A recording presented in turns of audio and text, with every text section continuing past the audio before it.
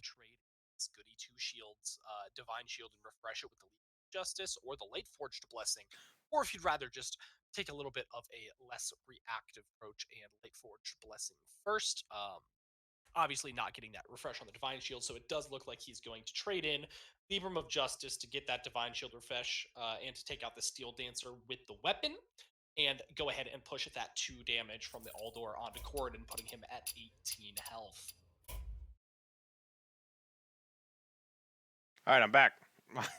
My OBS and Hearthstone all crashed together, and then it crashed my Discord there at the same time.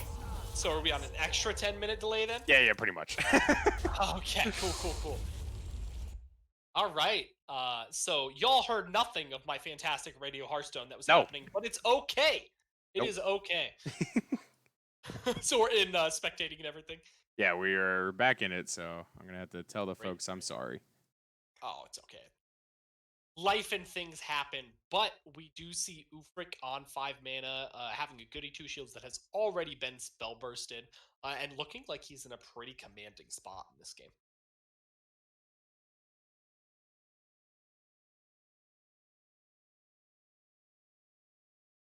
Deciding to play the Aldor, putting him to a 2 discount on all of his successive Librams.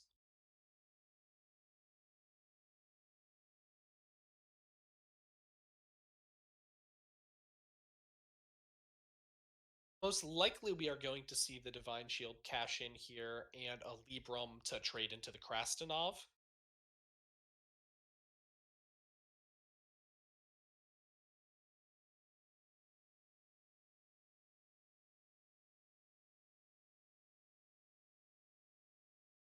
I'm doing some quick maths to ensure that I tell the right amount of time to our viewers when they jump in here because of the delay.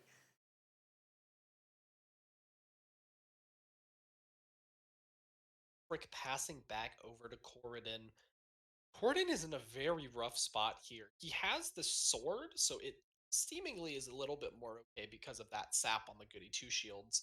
But we do see that Oofrick does have the Light Forged Blessing in hands, which can definitely put some work in this matchup.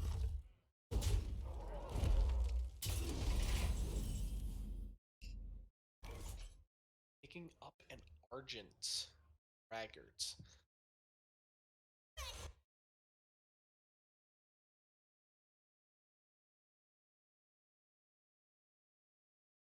Putting down the 4-3 Braggart. Finally, this Greyheart Sage that's been sitting in hand since the beginning of the game is going to get some value in on this sneaky delinquent. And just like that, Koroden can push an impressive amount of damage this upcoming turn. Yeah, absolutely. I mean, it always feels bad to have your Sage sit in hand for so. Oh, and a cutting class off the top. There's going to be a lot of draw this turn. Oh, yeah. Cutting class for sure. How much damage is that? We have, if we play the Volpera plus Eviscerate, 11, 14 damage. Yeah, 14 damage possible of the 19, so it looks like we're probably going to see more than likely this sneaky delinquent trading into this Braggart. He could also just elect to push as much damage face as possible and try to burst him down. That's a pretty good pickup with the backstab. Kind of awkward on the current board state with the Goody Two Shields. Yeah. But still lets him pop the Divine Shield nonetheless, and eviscerate down this 4-3 to push that 5 damage face. Yeah, remove the biggest minions on board, go face. All works out in the end. Yeah, Oofrick in a little bit of trouble, and Penflinger is not what he wanted to see here. Light Forged Blessing at most getting 1 healing. Unless we're twin spelling it with the Flinger this turn, in which case for 2 healing. Yeah.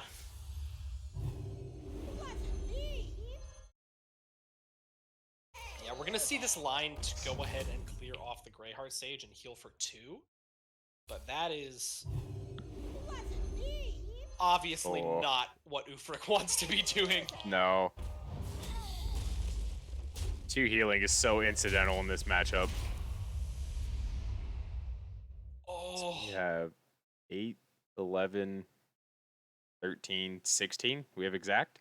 That's exact lethal, right? Yeah. Yeah, plus 6 Going and... to 8, 10, 12. No, wait. Is that Oh, is it 15? 15? Did I do 2, math 4, wrong? 6, 12, 15 damage. He's 1 off. Oh, I can't do math. The 2 healing actually matters off of that, like Forged Blessing last turn. Incredible. The one time it actually matters. But you know Yeah, what? I still might just set my opponent to 1. I mean, 2 healing is... I feel like You got a hook it's so scimitar in tempting. hand. It's so tempting, but it might be a trap. Because we don't know what that last card is in Oofrick's hand. It came into the hand pretty late. I feel like if it was a Libram of Hope, he just would have slammed it last turn. So I think we can confidently have a read that it's not a Libram of Hope. But the line that he's going for is playing around buffing the 1-3, but it still leaves the 1-1 lifesteal up, so I'm not sure.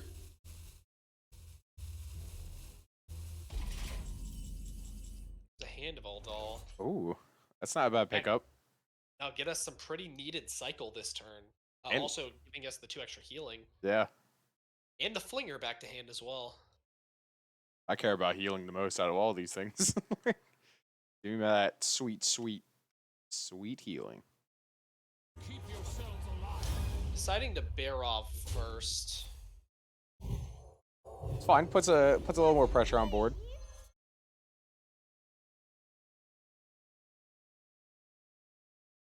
Deciding whether or not he wants to play the Flinger or tank the damage. Looks like he will play the Flinger. Oh no, you can't tank the damage. Set you right back to where you were. Yeah, that's a little bit of a scary prospect, being at 12 health as the Paladin. Ooh. Oh man. Do we still have an Eviscerate left in deck? There's 1 Eviscerate left in deck, and there's 1 Deadly Poison. Deadly doesn't do it. Deadly puts you 2 short. So Eviscerate or nothing. Cutting Class. Oh, there it is. Got the Eviscerate. And Koroden takes game 1 in pretty stunning fashion over the Libram Paladin. Yeah. Wow. Nice. I'm glad we caught some portion of that match. Yeah. Better than losing all of it, that's for sure. Yeah, we didn't get to hear any of your awesome casting, and I was trying to solo it so hard. I know. I'm sweating beads, like... Just, my Hearthstone went to load up, and then it just literally crashed all of my stuff at the same time. It makes perfect sense. And I was like, oh, thanks Hearthstone. So, with the Rogue taking that victory, what do you think we're gonna see queued next? For Koroden, let's see. There's Shaman, Paladin, Demon Hunter. Maybe the Priest? Or I don't know. Honestly, I think I'd queue the Paladin into... Think you'd requeue the Paladin up? Yeah. Are you you saying for Koroden or Oofrick? For Oofrick. Oh, for Oofrick? Yeah, the Paladin comes back, I think. And I think we see a Paladin mirror, honestly. That would be me. Look at Brushy. Big braining all of us. That's right. I'm the smartest. This is a very interesting Paladin mirror that we're about to witness, because it is the pure version of the Paladin versus the Libroom version of the Paladin. Mm-hmm. Some important things to note while we're on the topic is that the pure version of the Paladin is playing 2 copies of Argent Braggart, so we can answer those bigger threats a little bit easier, and is also only playing the 1 Lightforged Crusader that we saw in hand at the beginning of the game, so we're going to see 1 refill off that and then the 1 Liadrin. Yeah, I hate that 7-mana card. I love the Libram version so much better because we get away from that garbage 7-mana 7/7.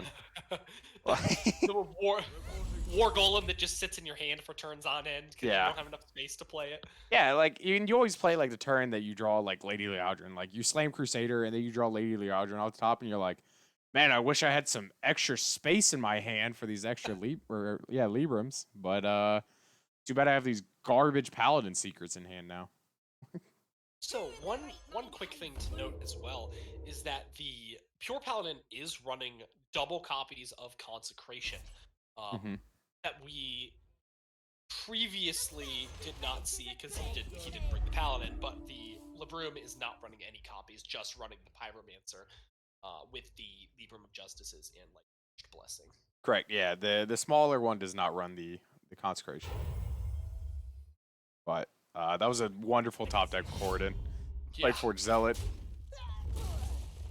I am definitely a fan. Now we had other ways to also- clear that goody 2 shields, but this was the cleanest way. Left us with most minion on the board. Oh. Yeah, absolutely. You see kind of an awkward hand from Oofrick. He's going to feel nice to just play the goodie this turn, but having it just cleared off by the weapon feels so bad.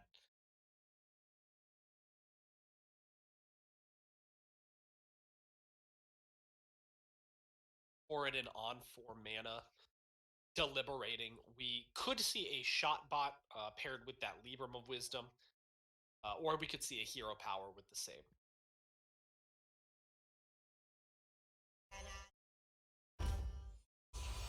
It is going to be shot bot paired with Libram. Yeah, just push some early face damage. Yep. And Oofrick's hand is looking quite miserable. He has not found a single, until he just picked up the Hand of All Dollars, a single card to discount the double Devout Pupil that are sitting in hand. So as it stands now, they're just Sunwalkers. Yeah. This turn, hero powering plus Hand of All Doll feels incredibly slow.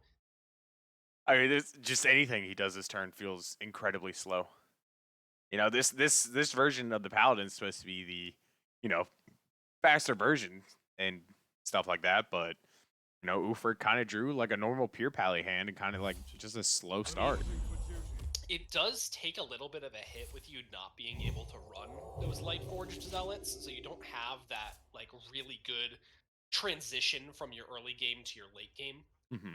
That Koroden's version of the deck does have, and with double Libram of Hope in hand, he's looking like it's going to be pretty hard for Oofrick to be able to handle this. I'm not quite sure I agree with playing the Libram of Justice there. It feels strange to me against a deck that puts out so many large threats to just use it on that 3/3. He might be scared of a blessing.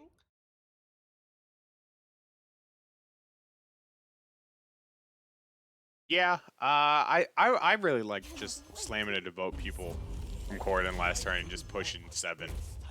Yeah. Yeah, I think I agree with that line as well, especially since the Libram would have slotted so well here to clear off this Devout People as well. Yeah. Seems like we went a little too aggressive. Speaking of aggression, we picked up a Blessing of Authority that's going to slam into this 4/5 on this shot bot.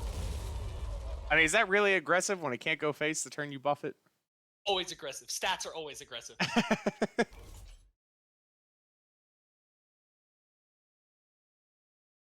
Great pickup from Oofrick's side. Having the Barov and the Pyromancer and then topping a usable spell is massive. Do try to keep yourselves alive.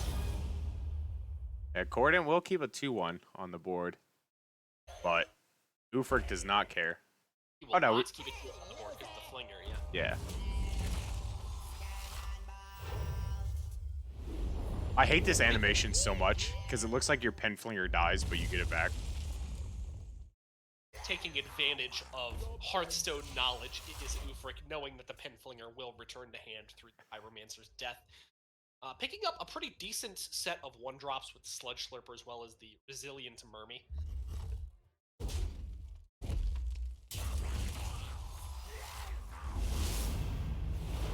We do see a very easy clear coming up into Koroden, though, getting that Consecration off and ordering correctly to play the Goody 2 Shields right after. Yeah, you don't want to play it first because it will lose both half its Divine Shield. Not only from Lord Barov, but from its own spell burst ability.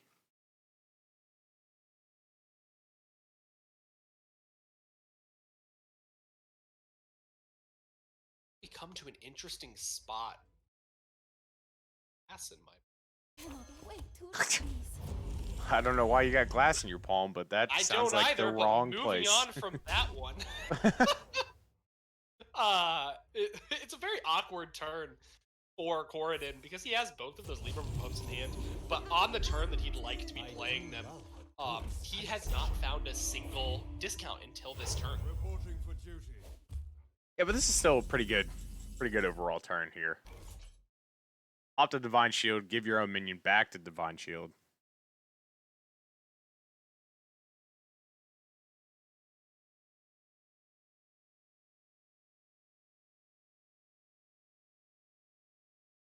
In the hand of Oofrick, what are you doing this turn? We picked up a spell with the Libram as well as the Pyromancer. I don't know. Guess we're just going to try to clear off as much as possible. 8-7 probably goes into the 5-1. Should argue pushing this 8-7 face. Yeah, it sets up a lethal, so we have to clear the 8-7 this turn on the side of Koroden or develop our own taunt threat. Yeah. I don't know. You kind of know Koroden's holding a bunch of high-end cards, I think. He's had both of these. Yeah, I mean, he's had both these Libero hopes. Like, 2 of these cards have been sitting in here since, what, turn 2, turn 3? Like, definitely have a read on, like, either Liadrin or Libram of Hope. Yeah. Some big end, just stupid expensive cards sitting in hand. However, if we just develop this Libram of Hope this turn, it is not the worst thing for Koroden, honestly. We're gaining the 8, so we're going to 16, but it's kind of a non-turn almost, because we're using our resources to get down to the level that Oofrick's at, but we'll still be at less health. Yeah, but luckily we have another Lemur of Hope reload right after this, and that should swing it back into Koroden's favor here shortly. There is an argument to be made for this Flinger to come down to clear off the Divine Shield, but you can probably just 1-1 into it and be happy as to not sacrifice the Flinger to the gods. Yeah, no, I mean, you got all these dinky minions on board right now. There's no reason not to send one of them into it.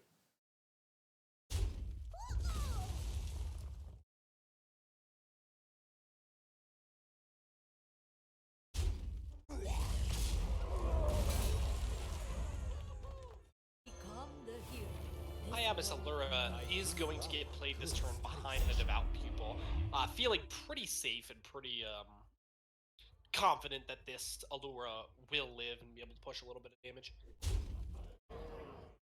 Yeah, until some random another Lemur of Justice comes up. Which we obviously see in the hands of Koroden here, but Oofrick will be very sad to discover that the second Libram of Justice, or Libram of Hope rather, exists in the hand of Koroden. Ooh!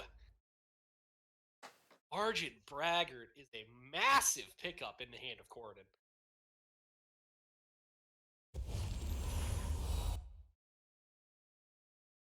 Importantly, we still can't clear the Allura this turn, so a top deck spell from Oofrick's way could definitely have an impact.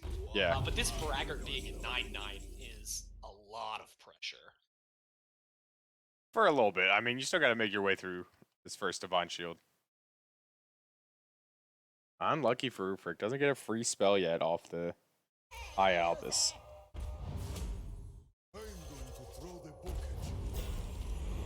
Doesn't find another taunt minion to get in the way of this 9/9, however, and still pushing 4 damage if he elects to swing with the weapon face is Oofrick. I think we're holding on to the weapon swing. So, what's your reasoning behind holding the weapon swing? I want to hold it for more Divine Shield things, like another Devout Pupil or something like that, to allow you to push through. But pushing 1 damage also is okay, because we have 8, 11, 12, 13. I don't know. The weapon swing actually seems irrelevant now that look at how much pressure. Yeah. That 1 face damage is really not going to matter at this point. Finds the play to do the Consecration while playing the Truth Seeker down. I think best draw coming out of Oofrick's actually that card that I was about to say is Libram of Justice. What a draw. I'm more okay with the weapon swing last turn now. We just knew we were drawing the Libram of Justice. Yeah, exactly. It's like, I'm going to draw Libram of Justice next turn. Let's swing the weapon. YOLO. Absolutely. Casting, not the best card. Not what he wanted. He definitely wanted to find a Libram of Hope there, having one remaining in the deck. But being able to clear that and still having the taunt up is really relevant. Yeah.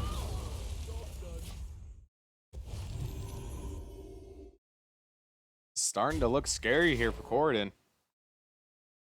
I mean, that's not bad. It trades favorably into the entire board because of the Libra and Wisdom as well. Yeah, we'll have to weapon swing to Oh, the whole... be able to. Oh. Ooh, Okay. that surprises me. Light Forged Blessing, not a bad pickup here. Oh. Honestly, this game just feels like who draws Liadrin. At this point, yes, but normally in this matchup, it all like usually Oofrick's the Librum version can get on the ground super early and draw through its deck super fast, right? And then it hits some of its heavy hitters a little faster. And Koroden did like he had the right draws to kind of like be able to stave this off if they did have he had the double consecration, he had the other Librum of Justice. So we have not seen Broom, we have not seen Salhet's Pride. Yep. Which are the cards that you really want to see in this matchup. The Light Force Blessing, of course, still gaining him 5 is going to put him out of range of being very scared. And he is going to be able to push this to clear this 2-2. You're only as scared as how much is on the board at the moment. Yeah. Because, I think the thing I'm most scared of is the... Blessing of Authority. That's already gone. Yeah. Oh, there's only one? He's only playing one copy. Okay. Yeah. Nice. We're going to make a 3-3. Pick up here. I think we do it as well. Both players running on complete empty tanks. Yep. Just top deck war. I like this, making 2/2/2s over 3/3 and a 1/1. Finally finds the Salhet Pride on the side of Oofrick. That'll allow us to accelerate this game a little bit and hopefully draw those broomsticks and maybe the other Salhet's Pride to have just that inkling of card advantage that we're lacking right now. Yeah. Koroden needs something huge. Oh, he has to get something huge. But to be fair, we're dealing with the pure version, so that Lightforged Crusader could just come off the top at any moment. Yeah, the one time it would be good would be right now. Instead, we are seeing the other Lightforged join us. Lightforged Crusader bringing in the 4/2 weapon. Nope. Gonna let him push that 4 damage face and put Oofrick in a must-clear scenario. I mean, theoretically, you only have to clear the 4/2. Oh, that's huge. Finally, the name of the deck appears. Drawing the Braggart and the other Pride. I think we play the other Pride here. Probably Lightforge blessing it. I mean, once you clear the board, like once again, there's no real burst. Both consecrations are gone. He's empty-handed. If you clear up this minion, the most he's doing next turn is 4. So all of the cards that would be intensely scary are gone with the burst, because that double conk is gone, but also the double Lightforge Zealot. That was the second one that just came out of the deck. Yep. So all the burst is theoretically gone. Trade the 3/1 in? Or are we gonna Leumer Wisdom or 1/1 trade? I would definitely trade the 3/1 in for sure, just to get those cards out of your deck so you're not drawing them naturally. Yep.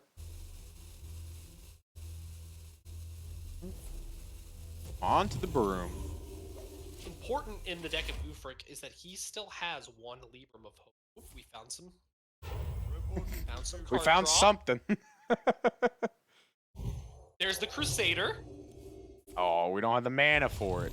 Not this turn. Stupid Crusader. However, putting him to 3 again puts him in a position where he has to clear the 4/4 or at least Lightforged Blessing.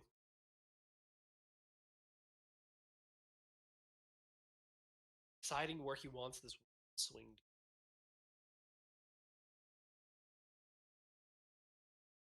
Honestly, I could see the argument for hitting the 3-2, but I think pushing it face is just far favorable, especially with the Crusader in hand that could give you things like or Hammer. Yeah, that's fair. There are some good burst Paladin cards now that I really think about it, but I still hate that card overall. Yeah, he does know, however, that the second Life Forge Blessing is in the hand of Oofrick, but that won't matter with Oofrick topping the Liadrin. Finally, the card that both players have been looking for. Yeah, this is looking over for Koroden. Both consecrations are gone. One Libra Justice gone, so there's no way we can like AoE clear this board. We're gonna heal for we are pushing 8 on top of that. an immense amount of damage this turn. With life steal, by the way. Yeah. Liadrin goes into the 4-4, and we push everything else face. And I'm pretty sure that will wrap up the game. I cannot see an out from the side of Koroden. Is timeout still in standard? No. Ooh, Oh, is it 3-mana Libra of Hope? Oh 3 my. mana Libra of Hope! Oh, that's disgusting. Putting it up to a 10-10 taunt. This game just got more spicy. This game will never end, folks. Hand of All Dull lets the 8-7 traded for free, but he is no longer in lethal range for Oofrick.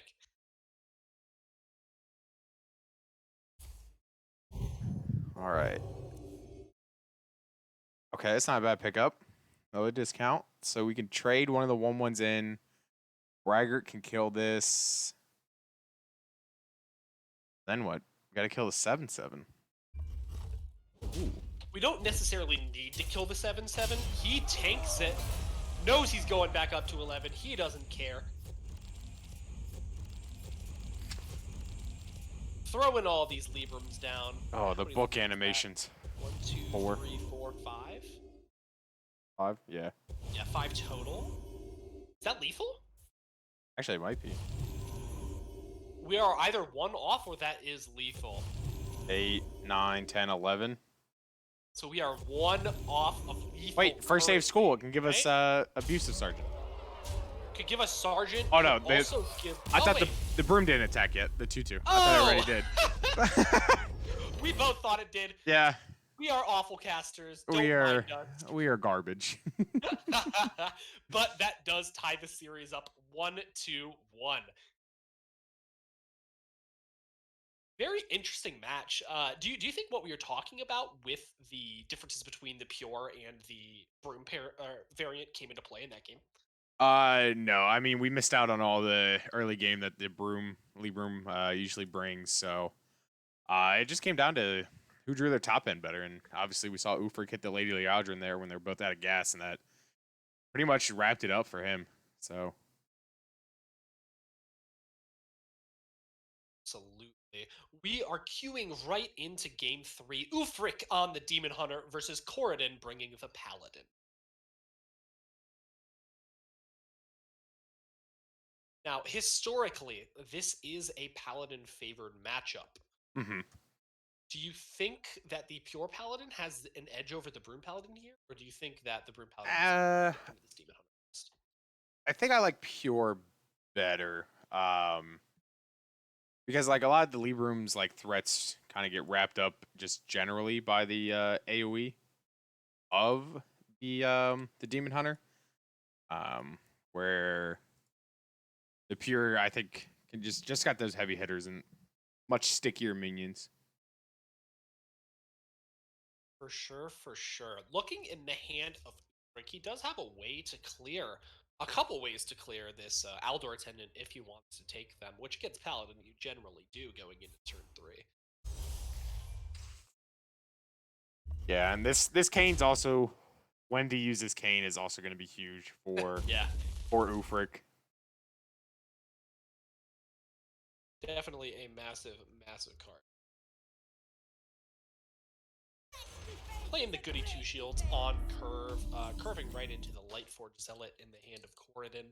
From Oofrick's side, into this two shields has a pretty nice clear a couple ways, picking up the second copy of the Eldrazi Warblades to give him a clean trade if he wants to take it that way. Could also alternatively Jailer plus Twin Slice. Hmm. I like this. I Yeah. like the Eldrazi Warblades coming down, especially picking up that second copy. Put yourself back up to 27.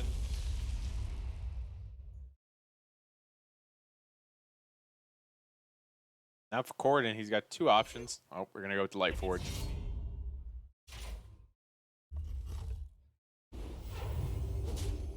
Putting pressure right back, showing the Demon Hunter like, hey, I go face as well with my weapons. Pharaoh Slicer pickup. We're getting pretty clogged with the weapons that we have currently, which doesn't feel great, but we still have the Eldrazi Warblades into the Lightforged to give us a pretty clean clear from that perspective. Lapidary is also active going turn 5. Oh, we're just gonna send 7 upstairs. Oh no, we're gonna full heal? Interesting, okay. That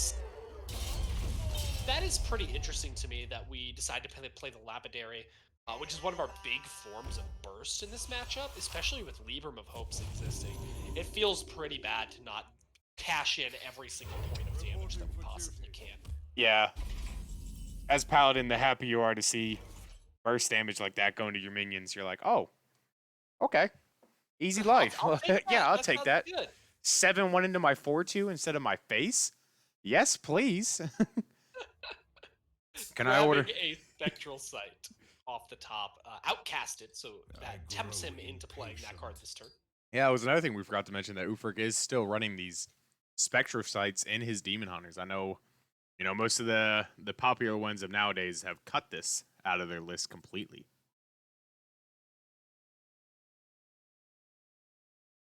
Taking some time to consider. What was that? I was just gonna say, it's always the eye of the beholder, right? However you want to play your deck is best. Yeah. So if you want to play the Spectral Sights, play Spectral Sight. If not, it's like Wand Makers and stuff like that. But you could be like Ron Mexico and myself, where you always hit Philosophy off your off your Wand Makers. Shout out to Ron Mexico, by the way, going for his 1,000 Demon Hunter wins, almost there. You can check him out basically whenever we're not streaming. He's probably there. Yeah, every Monday, Wednesday, Friday, from 7 to midnight. On Mexico HS. Anyway, back to the game at hand. It's almost like I know his entire life right now. Oh, that's crazy. Crazy. We've got a pretty easy clear with this weapon on the board into this 5-5, but we're definitely going to cash in with the Braggart first. There's also a chance we ignore it. We could. I personally am of the mind that I want to clear this. We are going to play the Pupil, though, hoping to cash the Braggart in on the Pupil next turn. Yeah. This is a fairly resilient Pupil, not wanting to obviously get Blade Dances, but and he also knows that there is no Consume Magic in the deck list of the Demon. Yeah, this is the reason why I thought we were gonna possibly ignore it, just because we were gonna drop a 5/6 to Vault Pupil.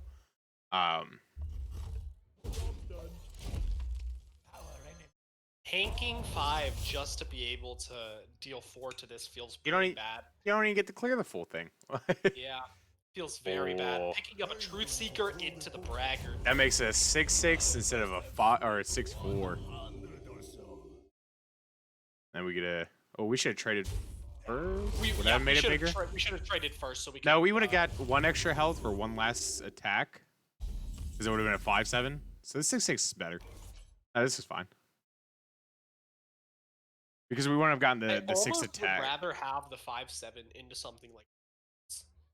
Yeah. I mean, if they got Blade Dance for 7, they're getting it. Yeah, exactly. Yeah, for sure. Oofrick deciding what he wants to do.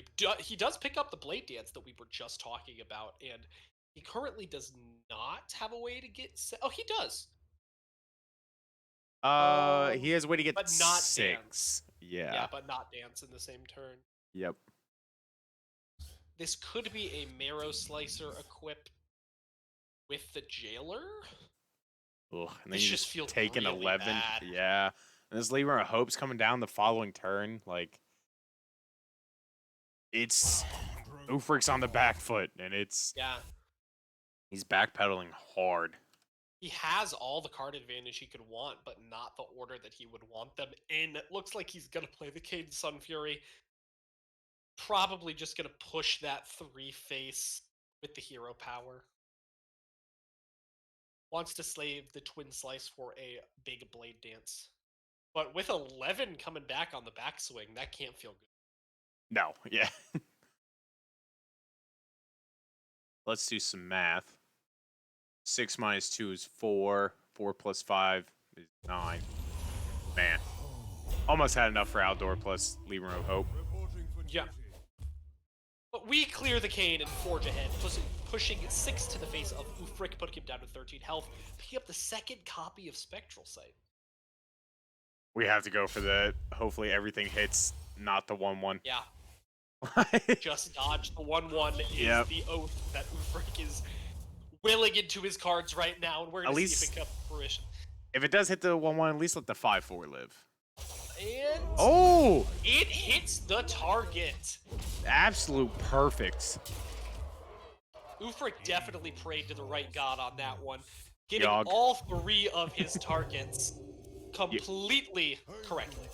Always pray to Yogg, Saran. Anything that deals with RNG base, pray to Yogg. I'm more of a Yasarja man myself, but that's irrelevant as Get the out. Sergeant Braggart Get out. comes down as a 5-7. Everyone knows THL is all about Yogg. With all the talk about Puzzle Box getting Yeah, people see? wanting Puzzle Box banned from competitive play. A good time for it. Alright. Spectral Sight picks up Panthera and Soul Shear. Yeah, giving him a lot of resources back into the hand after hitting that fortunate Blade Dance. We thought this game was over, but I mean, it's still rough for Oofrick. Oofrick. Oh my goodness. Alright, never mind. We'll just hit every single soul fragment in the deck, no problem. Wow. And hitting a Twin Slice for that little bit of extra damage that he needs to get through this 5-7.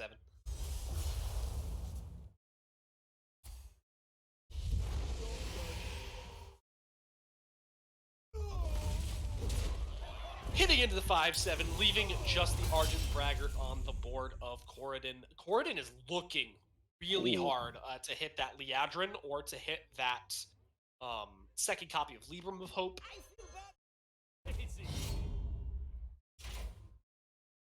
See what Koroden wants to do here.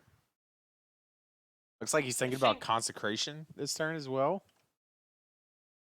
I think if we Consecration, then we push face. Oh, I want to push face regardless. Yeah. So we are Consecrationing. This is the all-in push coming out of Koroden. We're going to have to see if it works out for him. Pushing the 10 damage to the dome, leaving up 2 minions that, if left alive, will end this game. But we do see Oofrick having the Eldrachi Warblades. Oh my goodness, another soul fragment. Oh, the Blade Dance! We don't have enough to clear the 6-8 though. Don't we? We Eldrachi, Twin Slice, Hero Power, Blade Dance, and then the 2-1 goes in? We'll have to punch it ourselves. Or we can use the... 4, 5... Yeah, we're 1 off that way. We can Glaive Bound to kill the 4-8 and then 2-1 into the 4-2, but then we're dead to the weapon plus Silverhand. So we have to fit Blade Dance in somehow. Well, we heal a little bit this turn. Yeah. I think we just... It might be as simple as just equipping the Eldrachi twin or second slicing and Blade Dancing and then hitting face. Yeah, and then the adept will clear up the 6-8 then. Right? No, we don't have the mana for that, No, right? because it wouldn't have been Blade Danced. Yeah. I think he's just dead. Oh, I don't think that we have a way out of this, right? No, if we don't second slice, we could Blade Dance the board for 2. Oh no, the 6. Yeah. Because, And then but we you, have the the 2-1. We have the 4 attack weapon. Yeah, well, the 2-1 goes into the 6, that, and then the Adept would clean it up. And you would just hold on to a second slice in your hand. We wouldn't have had the mana for Adept. We would have been 1 off mana. No, so you don't second slice. So you Yeah, Warblades, that's 1 mana, right? Blade Dance. You're up to 5. 2-1 goes into the 6/6 now. Takes down to 6/4. Swing Face, Adept hits the 6/4, clears that. Yeah. That was the We did not see that line to potentially survive, so it looks like we are going to 2-1 in the series in the favor of... Yep. Koroden down to the Priest. It is a dragon variant of that Priest. Almost updated the wrong score. Nice. Yep. This is the list that has not played Galakron and just opted for that Murzond on top, having a Lucia in the deck, importantly.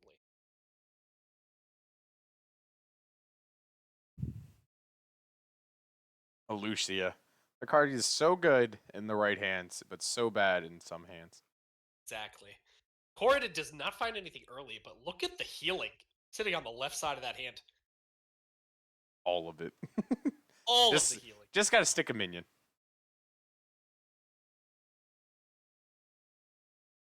Shadow Word Death coming off the top for Koroden. Looks like he is going to opt to renew, try to find something to get him out of the spot. Silence, not bad. Forbidden Word's also not bad with the coin. Electing that he can take that damage, which I think is perfectly valid with him having 2 Apotheoses sitting in hand. That's some good pressure coming on. Yeah, setting him down to the 20s. That's a Holy Smite off the top. That's a full board Great clear top deck. if we want it. Great top deck. Alright, we're gonna choose to leave that 2/3 alone. I think that's perfectly fine. Healing here's kind of the same thing as dealing with it. Yep. We probably want to keep it up just in case we get to that Cabal turn.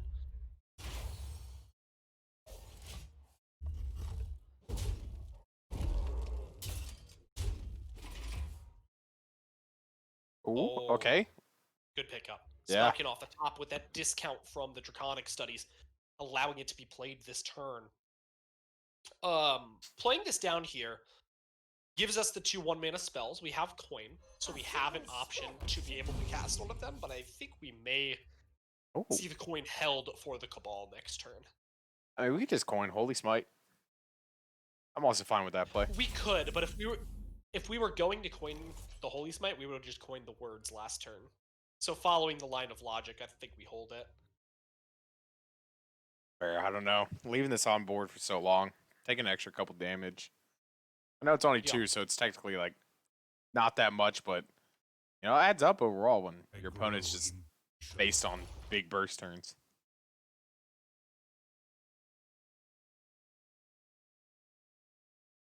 We do see a skull in the complete middle of the hand of Oofrick, which is rather unfortunate, but looks like he'll be able to get it over pretty soon, getting that glaive bound out of his hand this turn.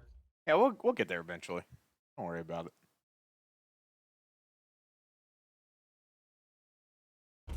They come. Lyric Ooh, of Skills, renew. finding a renew. Yeah, that's big.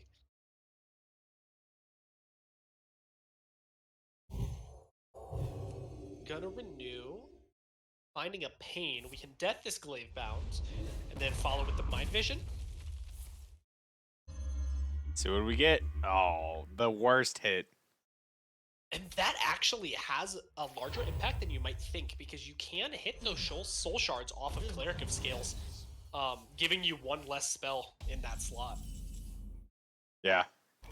I'm just like, I'm looking at the rest of the hand, like everything else, like, you know, you could hit Skull, even Warblades would have been nice, Twin Slice is nice. Blade Brown's alright, but it's a 5-mana 6/4. Dead card would be Blade Dance. Well, he just drew that for turn. That wasn't in hand for the Mind right, Visions. currently lacking a wave of apathy is Koroden, not having the ability to combo this Cabal Acolyte to take this Glavebound Adept, and doesn't have a way to find it either, so he looks like he's just going to elect to Forbidden Words and push the Interesting. I thought we might apotheosis into death this turn. That's a pain, not a death. Oh, it's a pain? Yo, who Yeah. runs pain?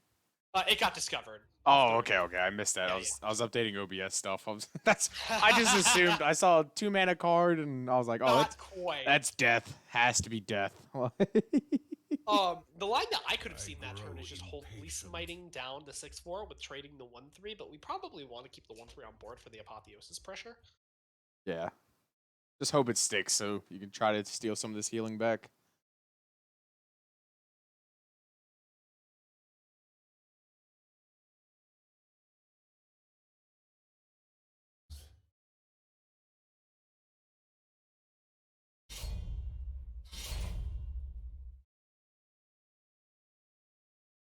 Kane coming into the hand of Oofrick here. We still do have that skull in hand, so we have the refill, so we're not very scared. Do you think we see a trade with this Kane here to respect the apotheosis, or do you think we just go face? I think we trade. Yeah, I would agree. I think apotheosis is too much of a threat, especially since these cards have been in hand forever. All right, our death is now active. Our pain. Or pain. Touché. Same. Yeah, you know what I meant. Got it wrong on both accounts, but we are going to go ahead and fade here. Putting the apotheosis on this 1/3 to go ahead and heal the 3 with the hero power, heal 5, and go up to 19 health this turn.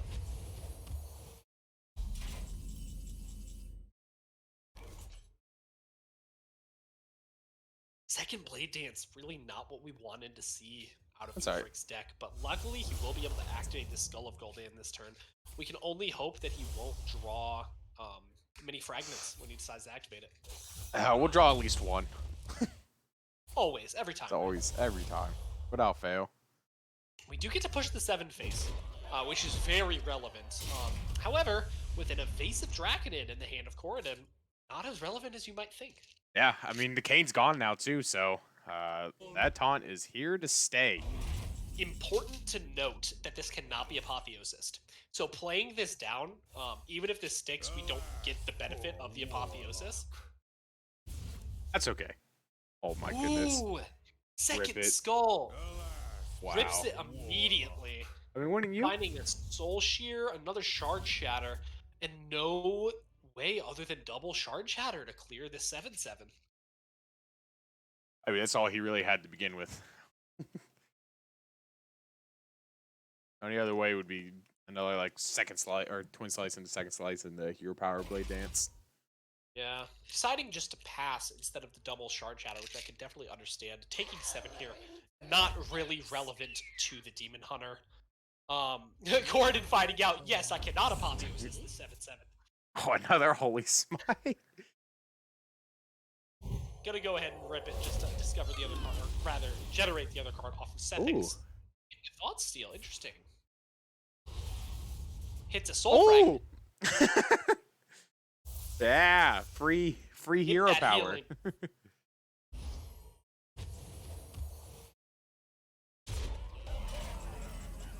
This does incentivize that double Shard Shatter play that we were talking about previously. We could also go Chaos Strike Blade Dance Shard Shatter. I think we want to save our other Blade Dance. I would agree. I think we actually just Chaos Strike this down completely. Yeah. It's finding Spectral Man, Sight. he's so good at finding these on Outcast. Right. And he gets another one on Outcast if he wants it because of the position of that Spirit Jailer in the hand. Electing to hero power for the Panthara. Finding a Lapidary. I don't think that gets played this turn, but that's so much damage. Next turn, we at least swing from 9 with the Marrow Slicer and Lapidary. He's considering now Blade Dancing now. Yeah. With that Lapidary pickup, he's like, man, as long as there's no taunt on the other side coming through, I'll be good. We can see a taunt But oh, he's even gonna Marrow Slicer. Oh, okay. I mean, you still can. He's gonna do it, yeah. To push the extra 2 damage this turn, he's going to Marrow Slicer to put his attack to 7. And I like this. The healing is not relevant in this matchup. Like Demon Hunter, your health total doesn't matter until you're dead. Yeah.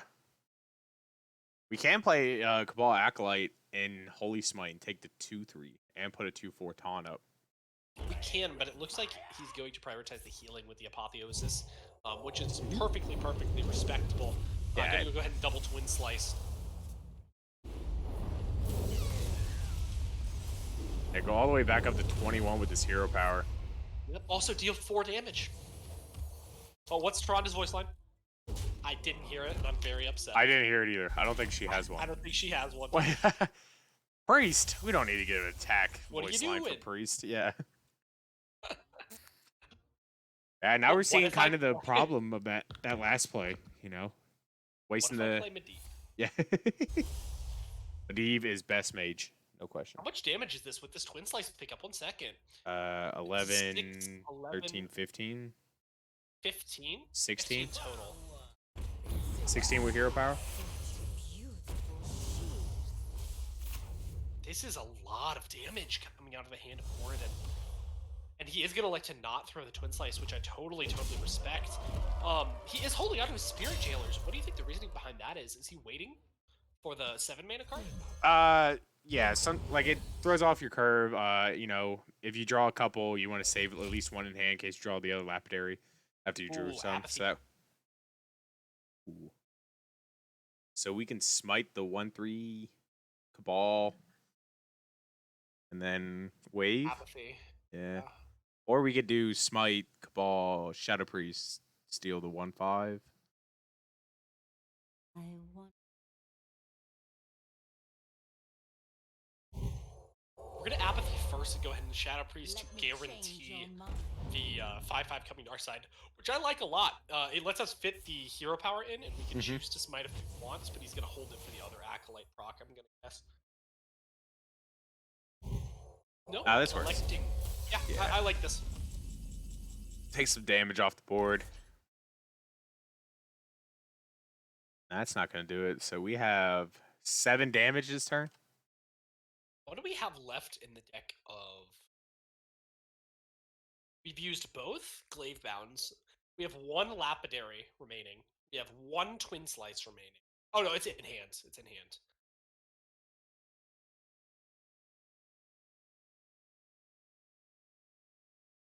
Gonna try to do a final push.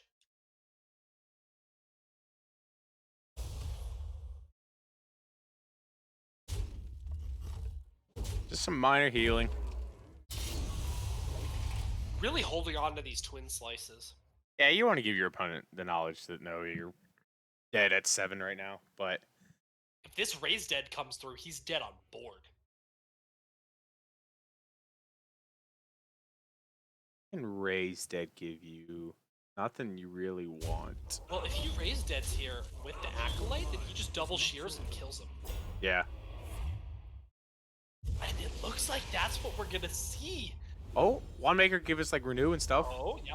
Wandmaker definitely is relevant here. Yeah. Study is not gonna do it. Bright Wing.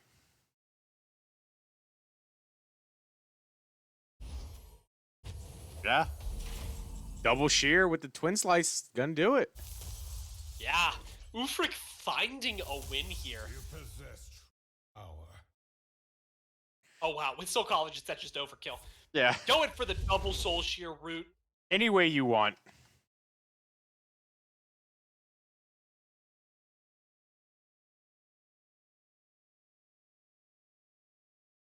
We're closing it out. This series is so close.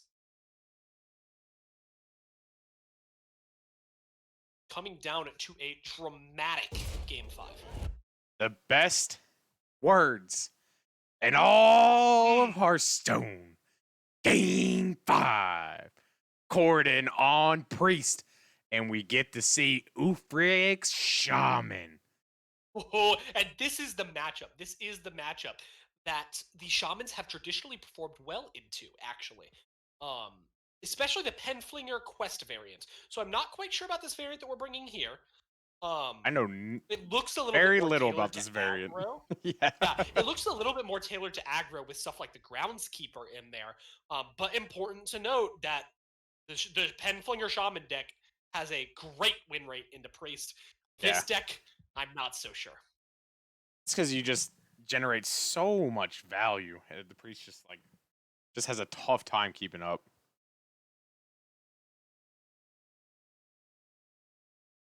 Keeping the Sethic in the hand of Koroden, Oofrick still deciding. Looks like he's going to keep one copy of Lightning Storm. Do you like keeping Lightning Storm against a Yeah, sometimes they have a bunch of little dorky minions that just come out and flood the board a little early. So it's just a nice little way of clearing up the first little wave of pressure that the priest can do. So it makes sense. Yeah, sure. We've got turn 2 Wandmaker pickup from Koroden, which gives him something to do. He'll appreciate that, picking up the Renew into the hand. There is an argument to just play Note Taker. Oh yeah. Looks like it's gonna happen. Yeah, especially with being able to curve into the Serpent Shrine portal. Ooh, Apotheosis. That was a huge pickup from Yeah. Koroden, denying the second Serpent Shrine portal going into the hand of Oofrick. That's all right. I mean, Oofrick feels fine. Still gets to clear off the rest of this minion and leave them with a random 3-drop. Oh! Yikes. Hitting him with the kneel before me as he generates the best 3-drop in Hearthstone, Desert Hare. Oh, this one feels bad when you get off your teacher's pet, and feels even worse that you had to overload to get this one. Teacher's pet? I'm still thinking about Mount Seller flashbacks. No, that one's okay because you usually have some sort of way to get 12 more. But when you only have one way to generate that minion that turn, and it turns out to be Desert Hare. Oh. At Koroden went to hero power Oofrick. I instinctively clicked the thank you button on my Hearthstone client, only to discover that I was not playing in this game of Hearthstone. Yeah. But we see excellent etiquette coming from Koroden and Oofrick. Both memers here, man. I had the honor of playing Oofrick twice last season in Pro, and each match was even more fun than the last. Being overloaded 1 here means that the Groundskeeper can't come down on curve. Leaving Oofrick with really nothing to do? He's gonna coin the Groundskeeper. Oh, he's gonna heal Koroden. His opponent's face. What a legend of etiquette Oofrick is. Oh man, Cabal Acolyte's gonna be able to clean this Desert Hare onto the board of Koroden if he'd like, but it looks like he's going to Sethic Veilweaver instead with the Apotheosis follow-up. Oh, just Renew, okay. Finding a Silence, a Shadow Madness, and an Unsleeping Soul. Alright, well, one of those cards is unplayable. Excuse you, Unsleeping Soul has won me many a game against Turtle Mage. One of those cards is unplayable. We do see the second Murazan picked up, which against a control-y kind of deck like the Shaman is, can actually matter a lot in the long-term value game. Rolling the spell damage totem like he just doesn't care to get the guaranteed clear onto Koroden Sethic. Apathy, a pretty big pickup though. Alright, what are we stealing? Taunt Totem. Or spell damage totem, I should say. Oh, the hare! We did hit the hare, but we also buffed the spell damage totem. Not going to be relevant at all, but it does have that one attack on that side of Brick. I think we probably just take this turn to go ahead and equip the Fist of Red on. Yeah, oh yeah. Yeah, for sure. Man. Important to note, does this priest deck play any weapon hates? I don't think so. I didn't see No, any. it does not. No. So this is a perfectly safe... I hope we just... Fist of Oh, we get our own fist! Wow. We Give me that. get to hear Tyrande never attack again. You have something very important to do, Oofrick. You just rip the earthquake. Rip the earthquake. Oh god. Yeah, man, just get a nice 7-cost legendary. Why not?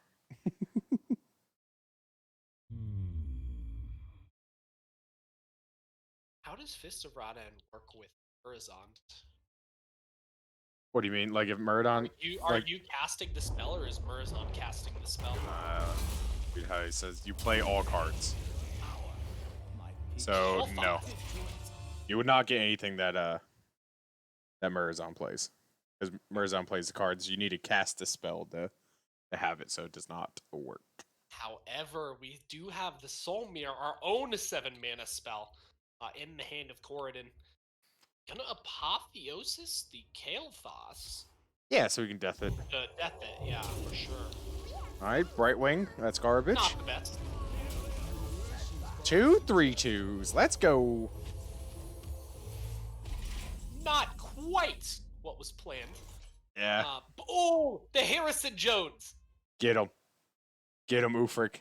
Threaten him while you play it. Belongs in a museum. Going down to get the 2-card draw for Oofrick here. That is pretty massive. Only having been able to hit the 2 3/2s that are going to get easily cleaned up by this lightning storm, generating a Madame Lazul. Another 3/2. Another 3/2. So many coming out.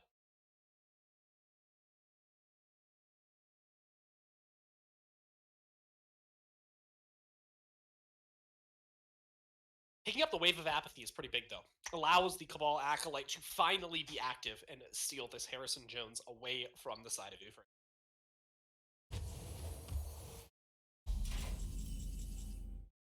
In advance, thank you so much, Doomy. Oh, Earthquake's huge! Thank you so much, Doomy, for pointing out that Taranda's attacking voice line is for Elune. Oh, but we didn't hear it. Lame.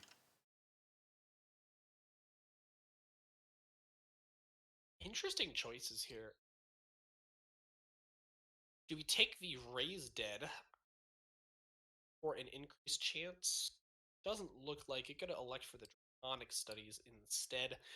Picking up a Plagued Proto-Drake, I'm gonna imagine. Oh yeah, just more value. Do we have any way to shuffle cards back into our deck?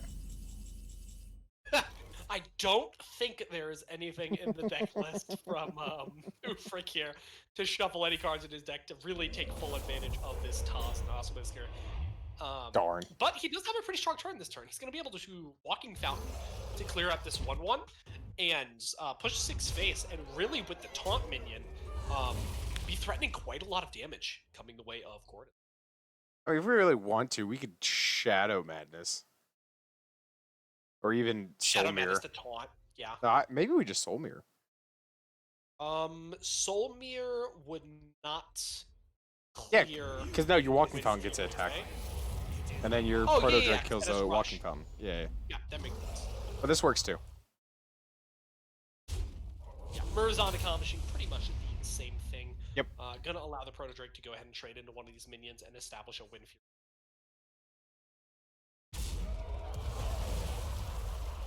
Gonna heal the Proto Drake. I definitely agree with this. He is also saying that Oofrick has no way to shuffle cards back into his deck. Oh, Eye of the Storm! yes, Our let's last get a charge 10 to drop. Rip it. Rip it. Yeah. What do we get? What's in the box? Garbage. The best part about this play is that it is so resilient to Soul Mirror. Yeah. But we do have the Walking Fountain still up, so we can still clear off 2 of these. The Walking Fountain, though, we're going to have to double trade before we play the Soul Mirror to get full value from the Soul Mirror. Yeah. Which it looks like Koroden I mean, acknowledges. yeah. Either way, as long as you do that first, the Soul Mirror should be good to go. Because you should be able to clear up. Yeah, you'll clear up everything. Your Soul Mirror, yeah, they can attack now. Interesting that he chose the Murazon to attack instead of the Proto Drake. Actually, I think attacking first is wrong, right? You'd be left with a 5/1. Yes. Right, you would think have so. an additional Hitting- 5/1. An awful 7-drop off of Proto Drake, but it's still a free 4/4, so we'll take it.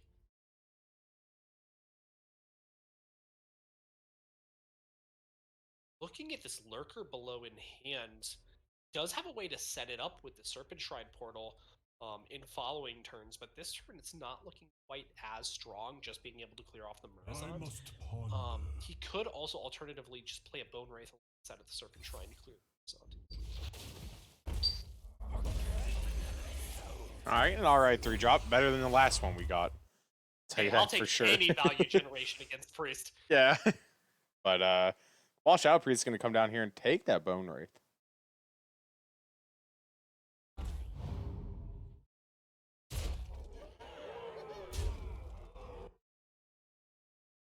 That Cabal Shadow Priest is pretty nuts on the side of Oofrick. Also healing up his minion, picking up a Torrent. Okay. Or at least kills the 7/6. But what else can we do this turn?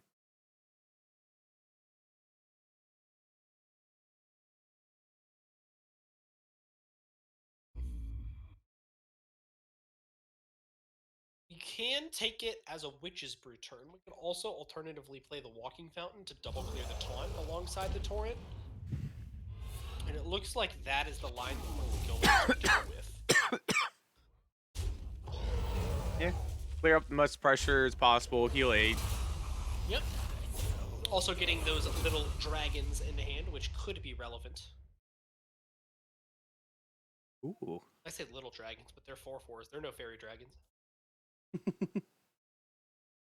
Oh, another Murazond! Get him. Rip it. Rip it. Yeah, you do. You get this Walking Fountain. And Yeah, it's but nuts. the torrent's scary. I don't care. Attack first. A simple spell should Could kill your own 8/8. Oh well. It could. Doesn't mean it will. Oh. Ooh, Feywing. Feywing here's great. Malagos. With no burst, we take the Malaga. No, we take the Twin Tyrant instead. Yeah, oh, absolutely. Um, I like the Twin Tyrant. Interesting. I guess there's an argument to be made because we know that the Bronze Heralds are in the hands of Oofrick. But I still kind of like the Feywing to apply immediate pressure. We already saw a double Lightning Storm. And Yeah, but they double still have Earthquake. like if there's a Hagatha scheme stuff still floating around, there's still ways to kind of deal with it. I like this. Koroden knows it's going to be in for still in the long run. Lurker below here is going to be put down to clear off the Cabal, and mostly just for pressure, I feel. Putting the Bone Wraith in front as well. Mind Flayer Karj, the pickup from Koroden this turn.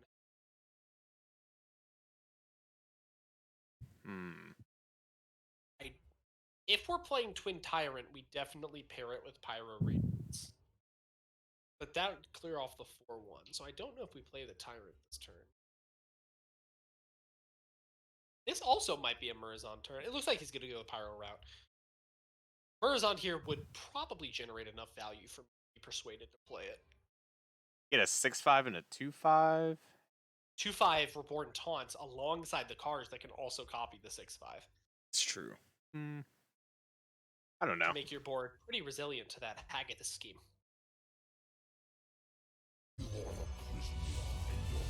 Gonna take it instead. I like this line. Oh yeah, we were getting a 2/5. However, we played this turn, Yeah. or 2/1, I should say.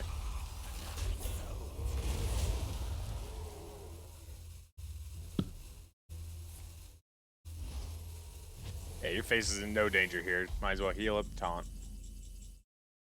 Groundskeeper coming into the hand with no spell costing over 5, so it is not healing.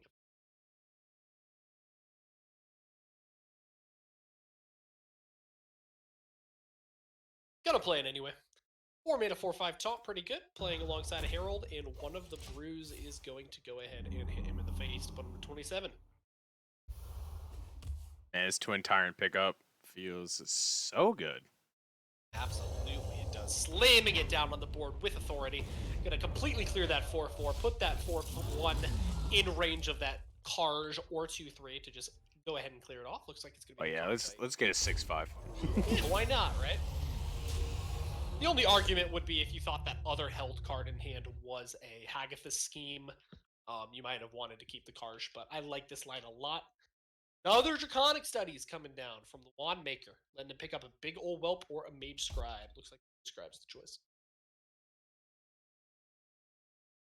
Yeah, once again, the Using healing's the not hand. really relevant. No, the healing's not relevant. The Ooze in hand is no longer relevant at all. looks like Oofrick is in a very tough spot. Yeah, let's look at his deck. Let's see what the comeback mechanics are. It's Shaman. What comeback mechanic? Fist of Radon into Earthquake, but we already done that, We yeah. already did that. I am going to venture to say that there is not a single card outside of Instructor Fireheart that could possibly save Oofrick in this position. I don't even know if Fireheart will do enough. I'm never going to say it won't do enough when it's discovering random spells. I've learned my lesson against Mage. Oh, another Swamp Ooze. For victory is victory. The concede coming out of Oofrick. Koroden will take the series 3-2-2. It's a lot of twos. Yeah. That is pretty important, right? That is going to Yeah. mean that the Canadian Clown Fiesta has not yet lost the series against Mash in Wishas. Wishas? Wishas. So, very big pickup on the side of Koroden, saving his team for the week.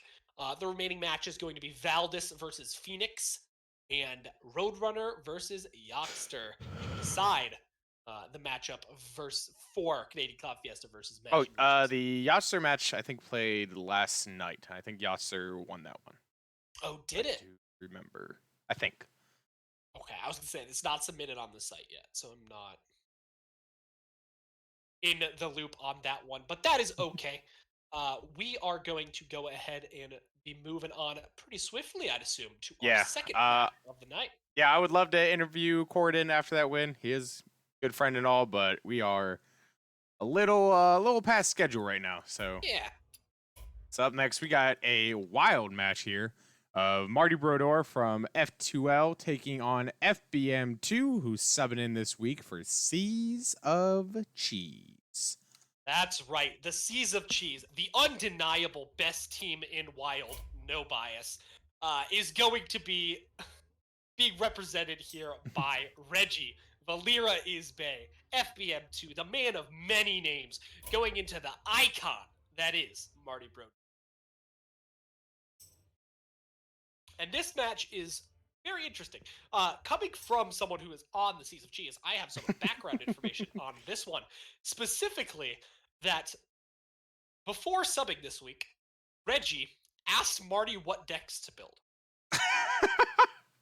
So, Marty, being the good, upstanding gentleman he is, said, I'm going to pretend I didn't know any of that information and just bring the lineup I was going to bring anyway. What a hero. What a lad. An honestly phenomenal person that we see Marty Brodeur being. You want to run through be Go on. What'd you say? I was gonna ask if you want to run through the deck list here while I get Of course I the do. players ready. They're Let me on pull those screen. up for me. So we've got Marty versus F2. Give me 1 second, folks. I am again awful at not have these prepared before the Pro Series 1.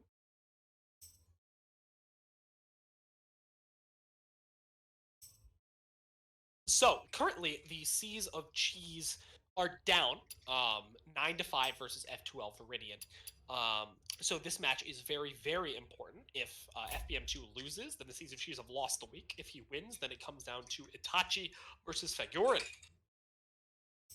FBM2 is going to be bringing Mage, Priest, Rogue, and Warlock into Marty Brodeur's Druid, Mage, Priest, and Warlock. So we've got pretty similar classes, the difference being the Rogue in place of the Druid being brought by Marty Brodeur, obviously, as he is a very big Wild Druid player, and the Rogue being brought by Reggie instead. Reggie banned the Druid, respecting the fact that Marty is a Druid player, and Marty went ahead and banned the Mage out from Reggie.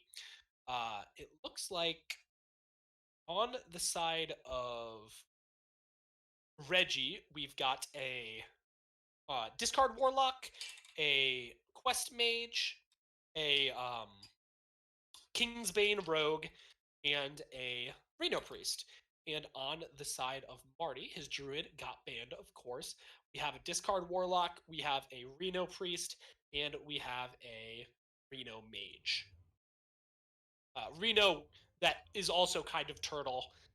Super fun mage deck. I think with the selections that have come in and the bans that have come in, it's going to be very interesting to look at what matchups we're going to be seeing. Mhm. The discard warlock decks look pretty similar from what I can tell. Yeah. All I know is I love the discard warlock deck into everything that is left for both these players. Yeah, Like exactly. I feel like the warlocks for sure definitely have almost, I wouldn't say free wins, you know, because sometimes they can stumble or might miss it. But you know they definitely look super favorable into what's left. Outside of that, I think the turtle mage is also almost a free win outside of the warlock against like the Highlander priest and the Highlander Oh, mage. it's not true turtle. It's like Highlander.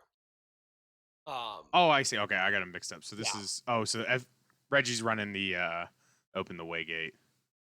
That Yeah, one's Reggie's running the quest mage. Yeah, that also just deals real good into the priest and mage. So Marty's Yeah. got to beat the Highlander priest from FBM2, which can happen. The Highlander mage is favored into the Highlander priest, so we'll probably be seeing a game 5 here. In all honesty, of priest versus priest, if And everything goes down. how incredibly excited I am whenever the words Game 5 pop up in a series of Hearthstone. I don't know what you're talking about. Oh no clue at all. I don't get hyped or anything. Are you ready for me to message our players that we are ready for them? I've already gave them the green light. We are waiting waiting on them to accept the challenge, and off to the races then they will go. I'm way ahead of you, man. I've learned from Saku how to do this correctly. Based God Saku Yeah. has imparted the knowledge on you of how to be a great streamer. When you cast with them for 80 games a season, you know, you you pick up on some things. So For sure. As we're waiting here, we talked a little bit about the deck lists, but Mhm. going a bit more into the backstory that I was referring to earlier.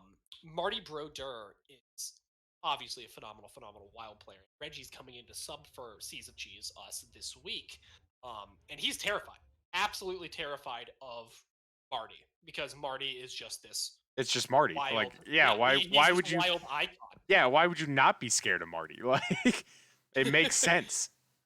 So I'm going to be very interested if Reggie could swallow his fears and pull out the victory here. Looks like they just jumped into game 1. We will go ahead and spectate up. Hop back over and make sure our viewers at home can see that and me not be garbage at hopping.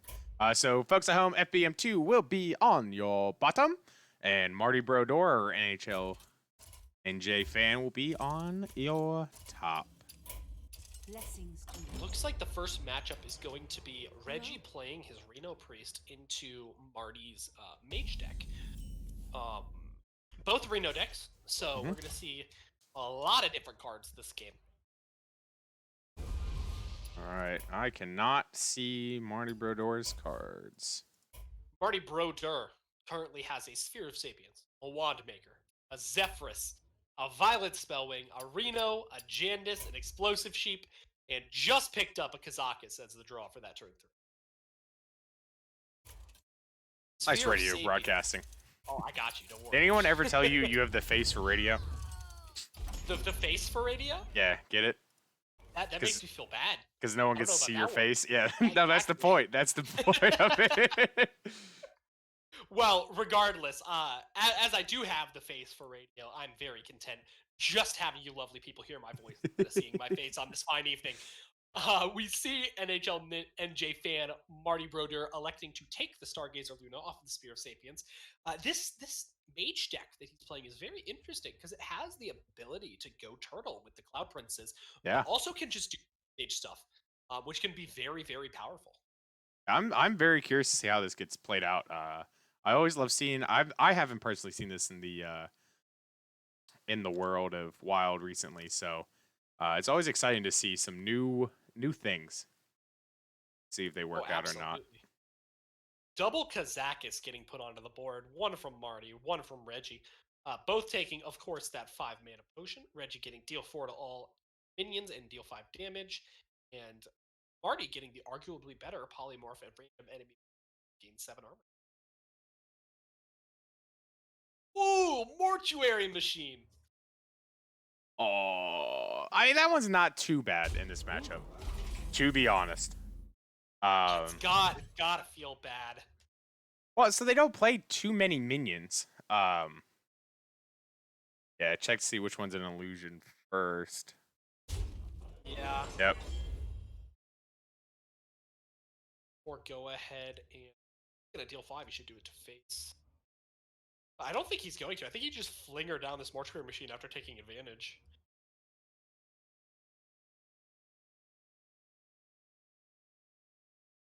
Give your Penflinger Reborn and then bounce it anyway, so it loses the Reborn.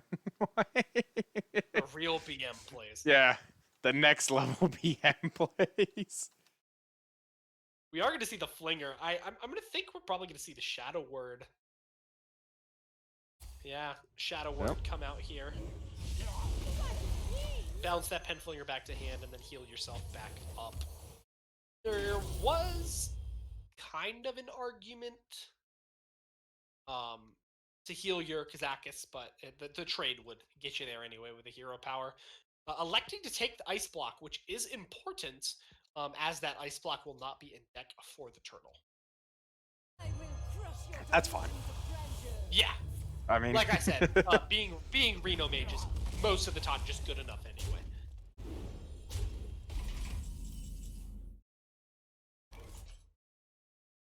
Potion of Madness. If power is what you seek, knowledge is what I provide. Gonna elect to go ahead and Penfling. Yeah, and then steal with the potion, trade into something. Probably this Solarian Prime. Yep.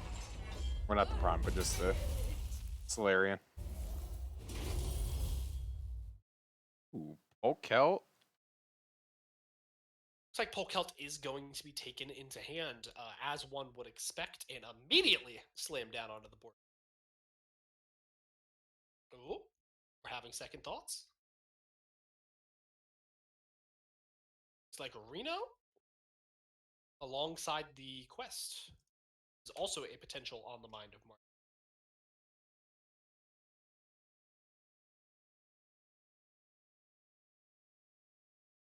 Finally deciding that the Reno, or rather the Polkelt, is the way to go on this turn. With 3 mana remaining, we might see a potential of the Ice Block getting played, although I would doubt it. Could see a double trade ping.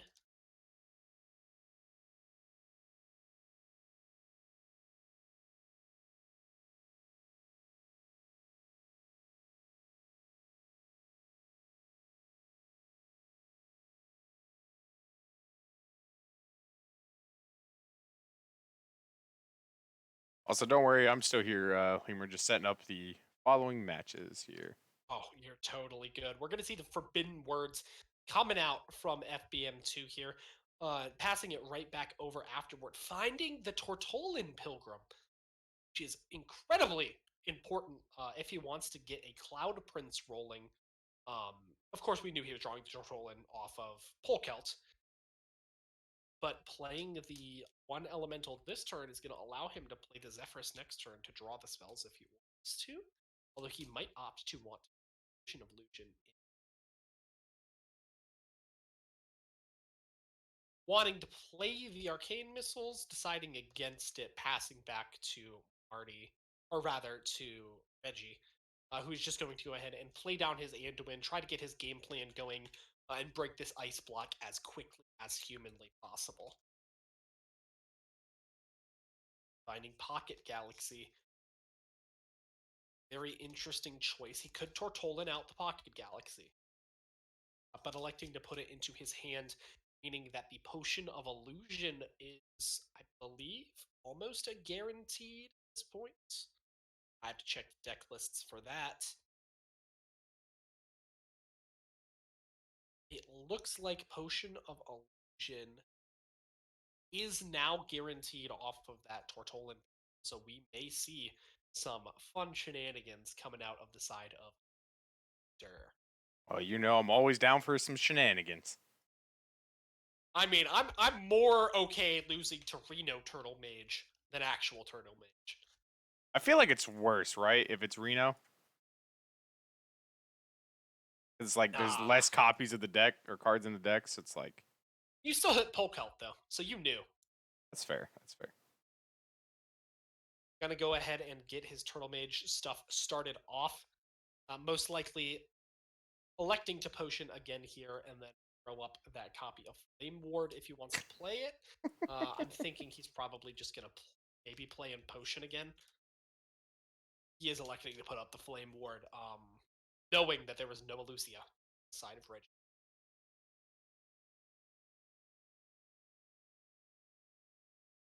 Rocking the Flame Ward here. He knew what it was. He now knows exactly which 2 spells are left in deck. And is going to go ahead and penance out. Electing to not Penflinger as he knows that there is the copy of Turtle in hand. Finding Reno for Marty's side. Now having 2 of the 3 copies of Reno in hand.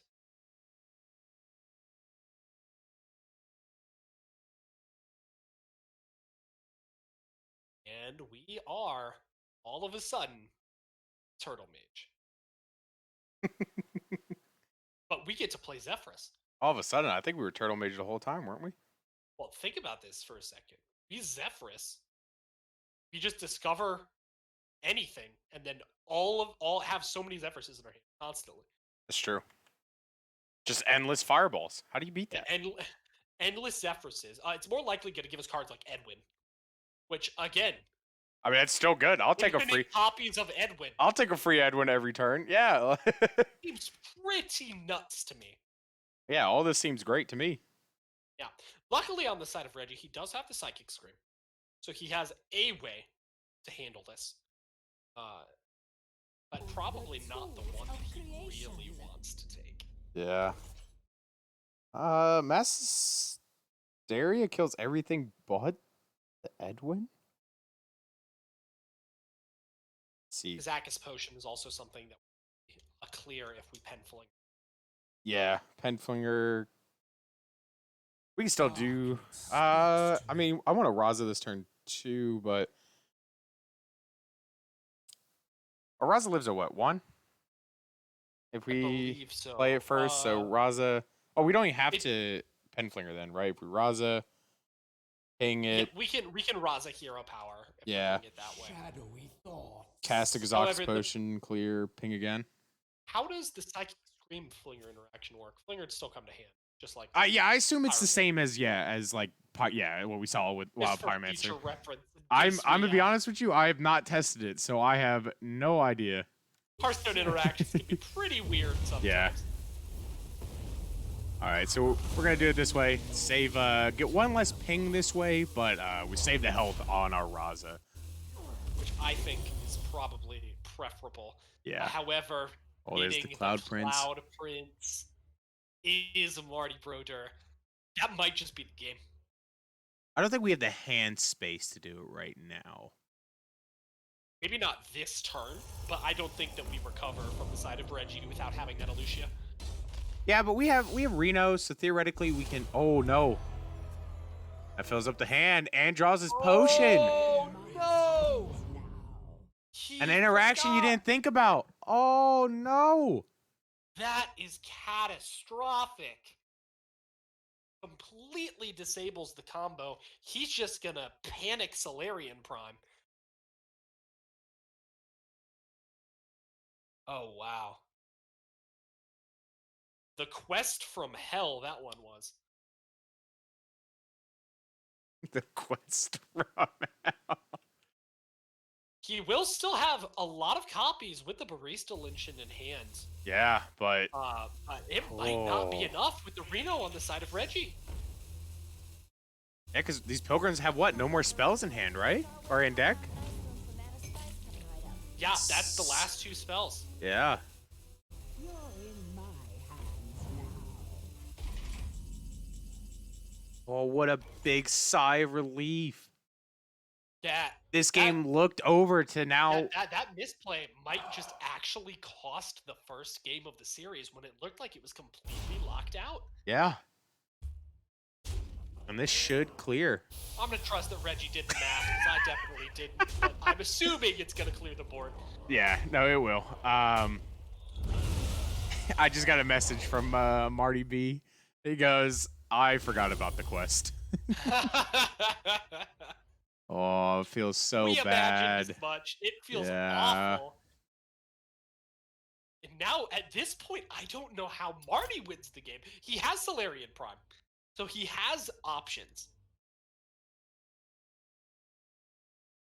Gonna Loetheb as well. That will protect whatever board he develops this turn.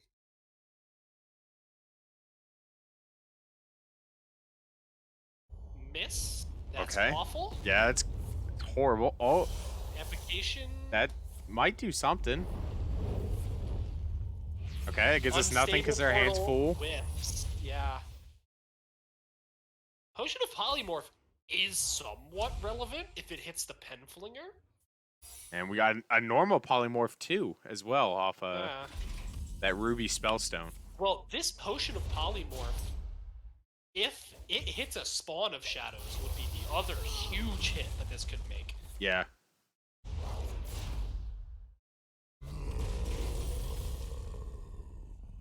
Getting a Ziliax unable to rush into anything. Gonna elect to take it this turn. Tortolin just for the 5-5 and Ping Face, passing it back to Reggie. Looks to be in a very favorable position. He's gonna play the Acolyte first. The Acolyte will proc that Potion of Illusion.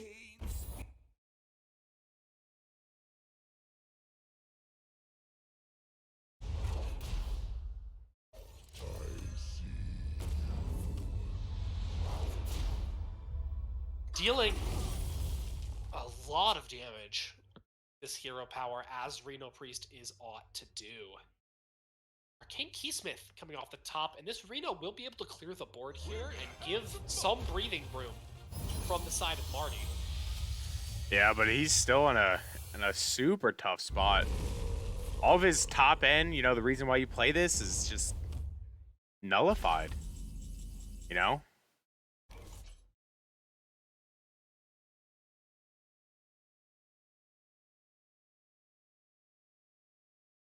This will definitely proc this ice block this turn.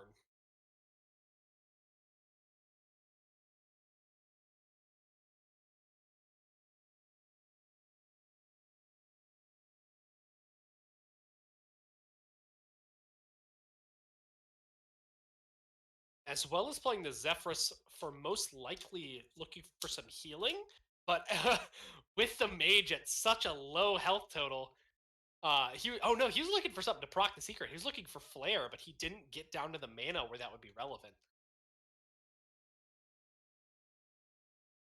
Unfortunate from Reggie. Maybe if he played the Flinger, it could have offered it.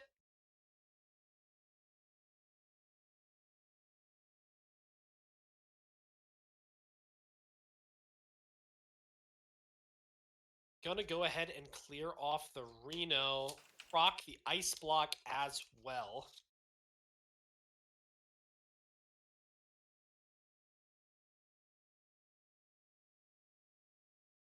Renew coming through. Gonna hit the Potion of Madness. I don't know how we win this game from the side of Marty. We have a gain 7 armor in hand from the Kazakis spell. Or wait, do we just win? Do we have double Cloud Prince? We have double Cloud Prince! No With way. the Flame Ward staying up. Oh my Game out. goodness. What? Wow. A crazy game from both players. Marty making a grave mistake and ending up not getting punished for it. He was almost punished for it really He was hard. very close. He was close to punish, but not quite there. Oh man, fantastic game for both players. Already going up in the series 1-0. Making sure that this mage is no longer going to be playable by him. But he still has to go into that Reno Priest again in this series. Mm-hmm. And chat, I hope I fixed the issue of not being able to see your opponent's hand for this game. I don't know what OBS was doing last game, but I apologize. Just Yeah. to be sure, we'll be sure Yeah. to full radio Hearthstone you in to what's going on in the opponent's hand. OBS does not do what you want it to do, and when you don't opt too often, fixing things on the fly is a nightmare, to say the least. But yeah, but nonetheless, I mean, that was an amazing game. Like, for all the reasons you said, it looked like it was over because the whole issue that happened, and then we went a little too hard in on that the 4-mana card. I forget its name right now. The one with Spawn of Shadows. Yeah. Yes, thank you. Yeah, sure. So maybe that was the death sentence there for The discard Warlock coming out of Marty here. I like the selection. Like you said, it has a pretty good matchup into the spread of decks that Reggie has. And we're going to see some aggression, but not nearly what we usually see from the side of the discard Warlock. However, with Solarium in hand, it could get heated very quickly.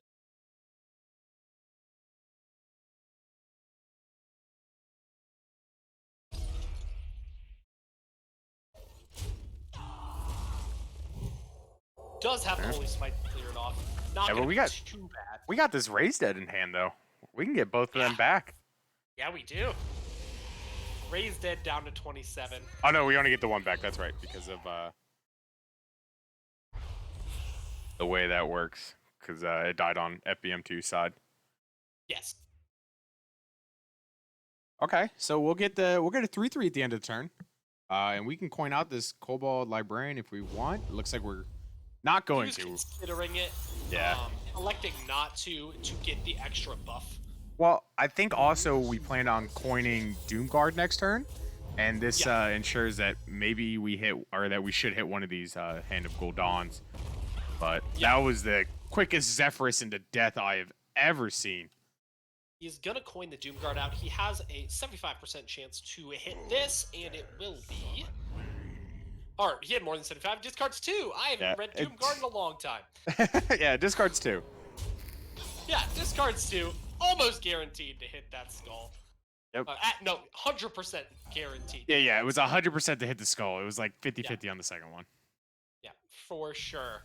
Gonna Kazakis here. Looks like we're generating a 5-mana option. Getting the Polymorph, a random enemy minion, and gain 7 armor, the one we saw rot in the hand of Marty last game. Probably really good in a matchup such as Discard World.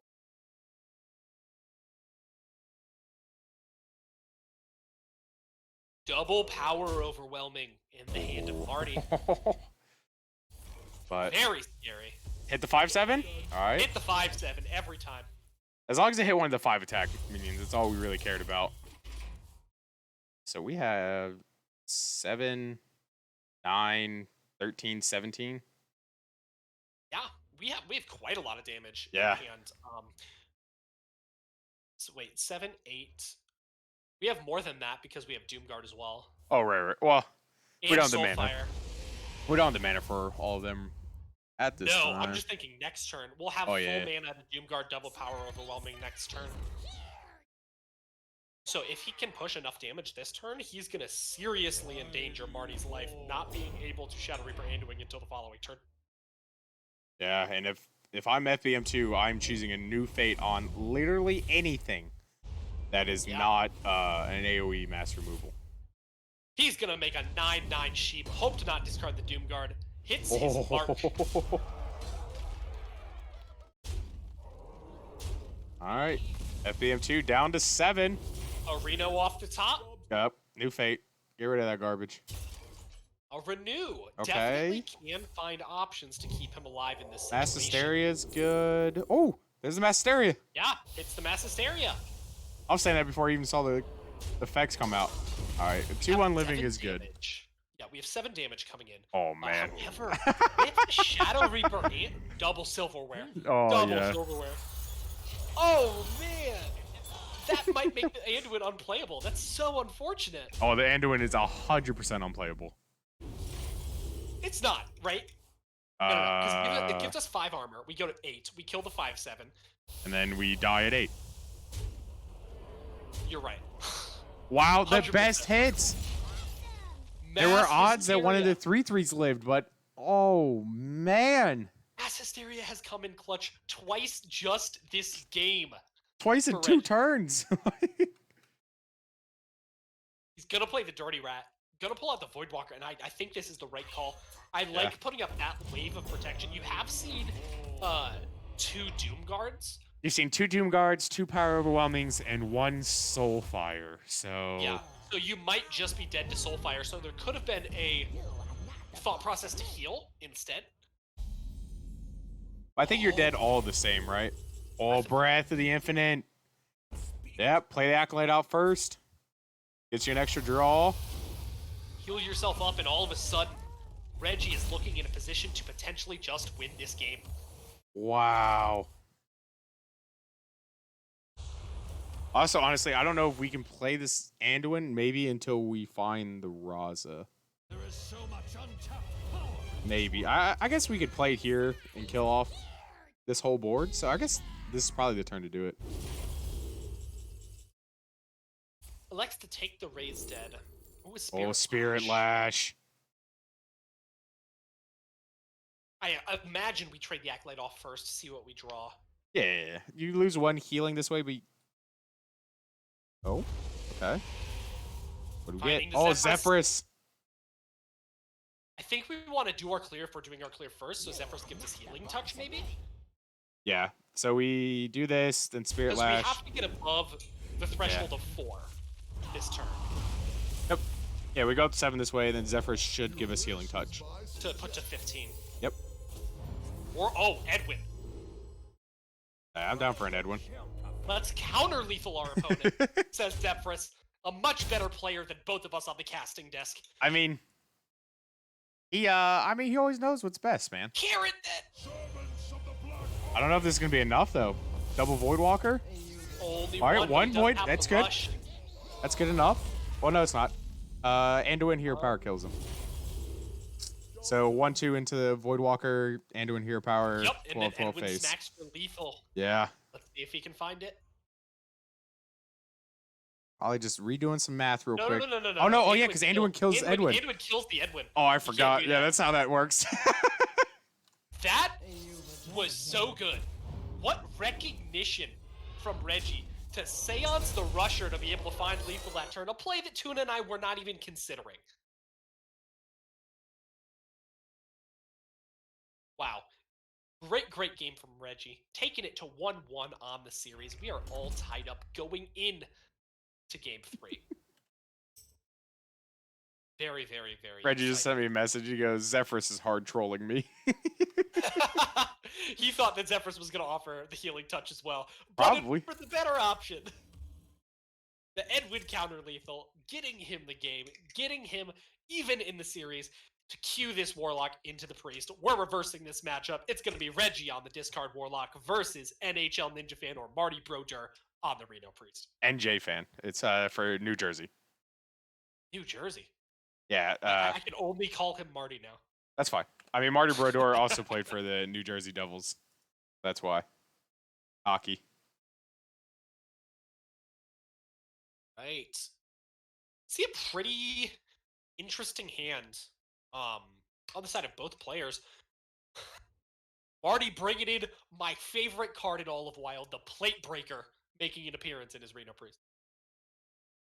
Yeah, I mean, there's been a lot of pickup of Dead Man's Hand Warrior and Odd Warrior and stuff recently in THL Yeah. Wild, so you know, this small Linecracker tech card. Druid has made like 2 Yep. appearances. Mm-hmm. So this small tech works out. I like it. Gonna gonna go ahead and find Zephyrus to go ahead and grab that Backstab, yep. 3-2, yep.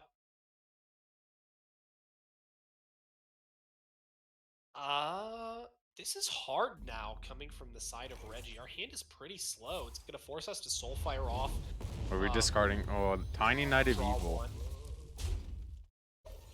It's probably the card we did not want to discard. I mean, I didn't want to But discard this- any of these, to be honest. Well, I guess Dark Lair probably Of course. my best one to discard there. Well, we can Dark Lair Raise Dead to This- hero power this turn as well. Is that worth? Or what? We get something back, right? What do we get back? Yeah, we get back the Carrot then. Oh yeah, that's right. That's right. Okay, I'm in for that. I mean, you just play the carrot that too. I wonder. You might just play the Carrot that, yeah, over Over the hero power. powering.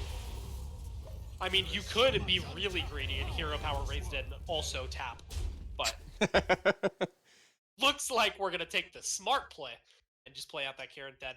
Kazak is coming down from the side of Marty, gonna get the 5 mana. Again, we've seen a lot of Kazakuses on 4 in this series. All right, what do we get? Deal 5, gain 7. That's major. This Tiny Knight, we can see either the choice to Raise Dead, or the choice to just Matron to give it the +1/+1. Ooh, we get a fist.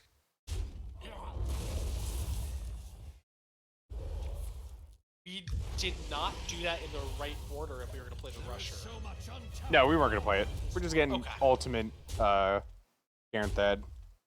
I see, I see, I see.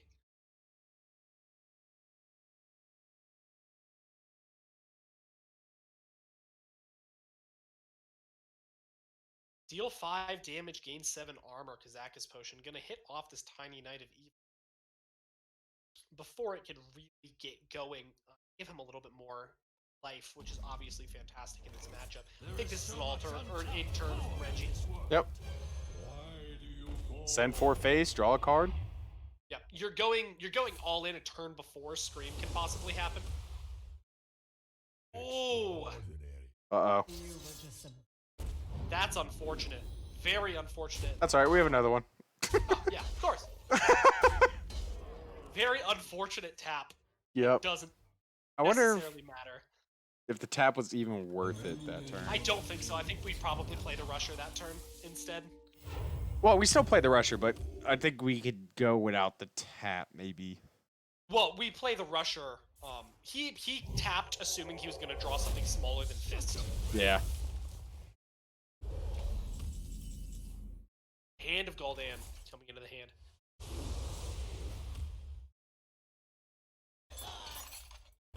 Gonna play the Silver Wave Golem.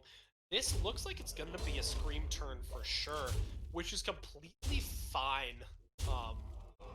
On the side of Reggie, probably just gonna be a refill. Ooh, Hysteria coming into hand. Let's see. I think Hysteria leaves 1 minion. Yeah, gonna go with a much safer Psychic Scream. Might just see a refill turn. Gonna play the Fist of Traxxas out. Some Mackins for 4 damage. I know. I'm just loving all these primes that just are showing up just constantly. Like, Oh, this is gonna be a wave clear kind of game on the side of Yeah. Marty Broad here. Oh, and he plays out the Anduin. Needs to get his game plan rolling with the I mean, he's fine. I mean, Shadow in hand. FBM2's down to 14 now, so Yeah. Do we have lethal on the side of Marty? let's see. That Down to was 12. definitely a mistake. Down to playing 6 the Rusher. penance. Yeah, we do. Pink face, Spawn of Shadows, pink face, penance, pink face, lethal. Yeah. So it looks like we are gonna see the Discard Warlock lose twice on both sides to Yeah, the I'd- Priest. Maybe I was wrong about this matchup. I thought the Discard Warlock was a little more favored than what Either way, it looks like we are going to see a 2-1 favor to Marty Brodeur over my fantastic Valera is Bay. Hopefully, Valera is Bay can bring it back and push us to a Game 5 series, but we will have to see. Marty Brodeur is down to his final deck, which is the Warrior. Yeah, apparently I'm bad at I think. Right? picking the right classes. Do I have the wrong decks up? 1 second. It's probably me. Let's see. Marty Brodeur has Druid It is Mage, Priest, the Warlock. Warlock. He has to, Yeah, he the has to Warlock. push the Warlock. It was my bad. I had the wrong deck list pulled. But anyway, we're going to see the Warlock going into the Kingsbane Rogue. Hopefully, we see this Kingsbane Rogue put in some work here. This is card Warlock, but with this card Warlock being as aggressive as it is, this can definitely be a toss-up matchup. Yeah, absolutely. I mean, they're both super aggressive, so Look at the hand. Look at the hand full of 1-drops. We're going to play out this Voidwalker and coin out probably one of the Malkazar's Imps. Looking pretty good from the side of Marty Brodeur. Cavern Finder coming down. Going to find our Kingsbane with a Deadly Poison draw as well. So we will be able to start to develop a little bit. But the Solarium pickup with double Malkazar's Imp is massive. That is a draw 3 for completely free on the side of Marty.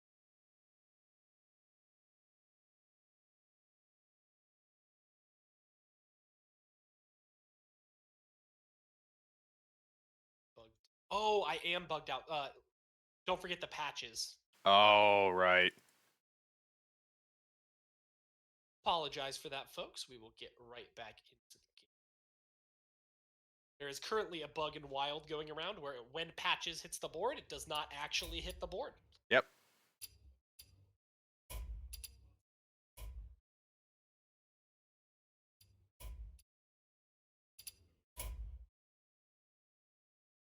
As we go back in, we see Marty with an intense amount of resources remaining in his hand due to that Solarian play. And looks like Reggie's pretty much out of gas. Yeah, it's looking. I mean, we got a full hand over on Marty Brodeur's side, and then 3 cards here. Kingsbane can get big, but I don't know if it can get this big. Gonna go ahead and raiding party for just the Pirates, get some kind of draw in. Looking at this huge hand on the side of Marty. So many cards to discard.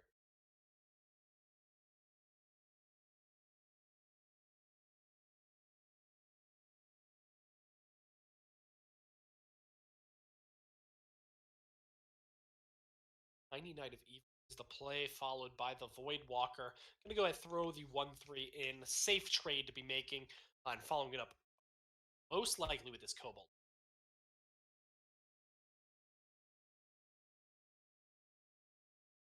Ship's Cannon is the hope that we can find for Marty, but he does not find it. Gonna go ahead and empty his hand out in a very rough spot with no way to redraw that Kingsbane.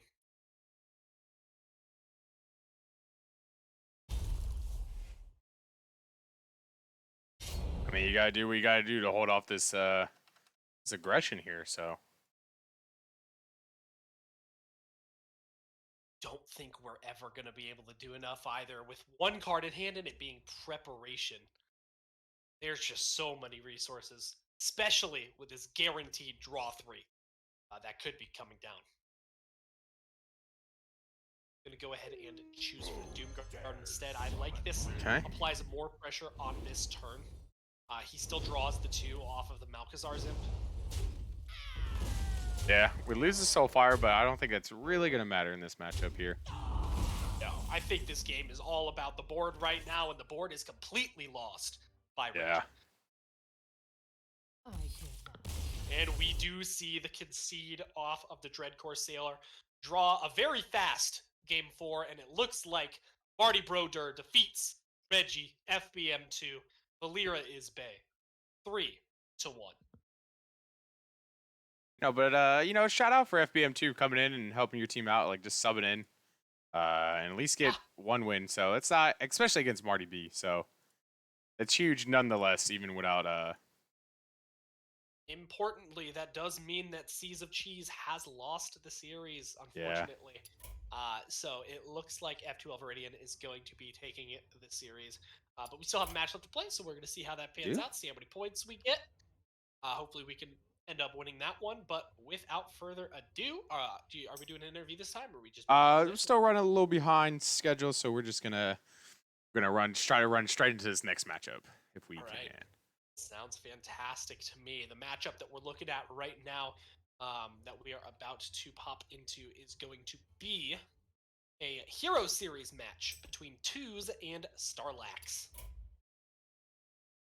So, for those who are unaware, who may be tuning into our stream for the first time, in Team Hearth Legends, there are different kinds of series. So the first two were Pro and Wild, respectively, which are open decklist series.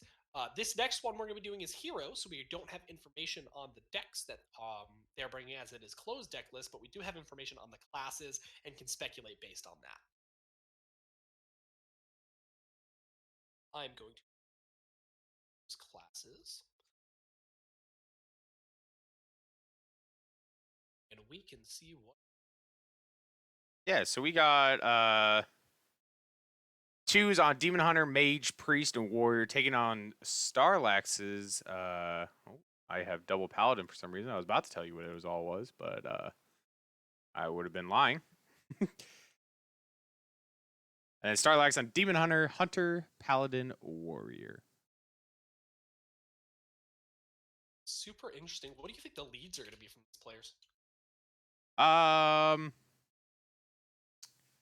Let's see. Well, let's talk about bans first, because as the players in Hero, you ready up with your opponent and screen share or screenshot, and then to do bans that way, since close deck list to ensure that your players don't have extra decks of the same class. So let's look at bans first. Where we think they're gonna ban. It might just be a double Warrior ban. You know, the Demon Hunter, Mage, and somewhat the Priest doesn't want to see the Warrior, and the Demon Hunter and Paladin from Starlax doesn't really want to see the Warrior on Tues' side. So we can see possibly the double Warrior ban here tonight. Yeah, for sure. And these two players are absolutely phenomenal. Tues right now sitting in top 200 Legend of course.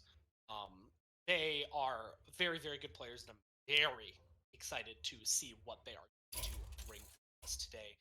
What we are going to get to really dig our teeth into as we get into our final series of the night. Hero Series match. Tues versus Starlax. It actually looks like Starlax is doing the one of the solo adventures right now. You know, gotta keep it warm. I always tell people, just go ahead and do a Rosticon Rumble before a huge important series. Why not? What have you got to lose? You're not going to get tilted from ladder. I mean, I'd be pretty mad if one of the solo adventures beat me, so. Now you just got to do a full heroic run through Naxxramas. Yeah, right? Really keep you on your toes. All right, let's see if in the series. Nope. I mean, he's still Oh, he's still in the adventure. I love it. Oh, we got him out of there. Maybe oh, okay, he left. I was about to say if he was gonna finish that, I was gonna maybe hit up MartyB for a quick a quick interview if he was gonna finish that out. So yeah, for sure.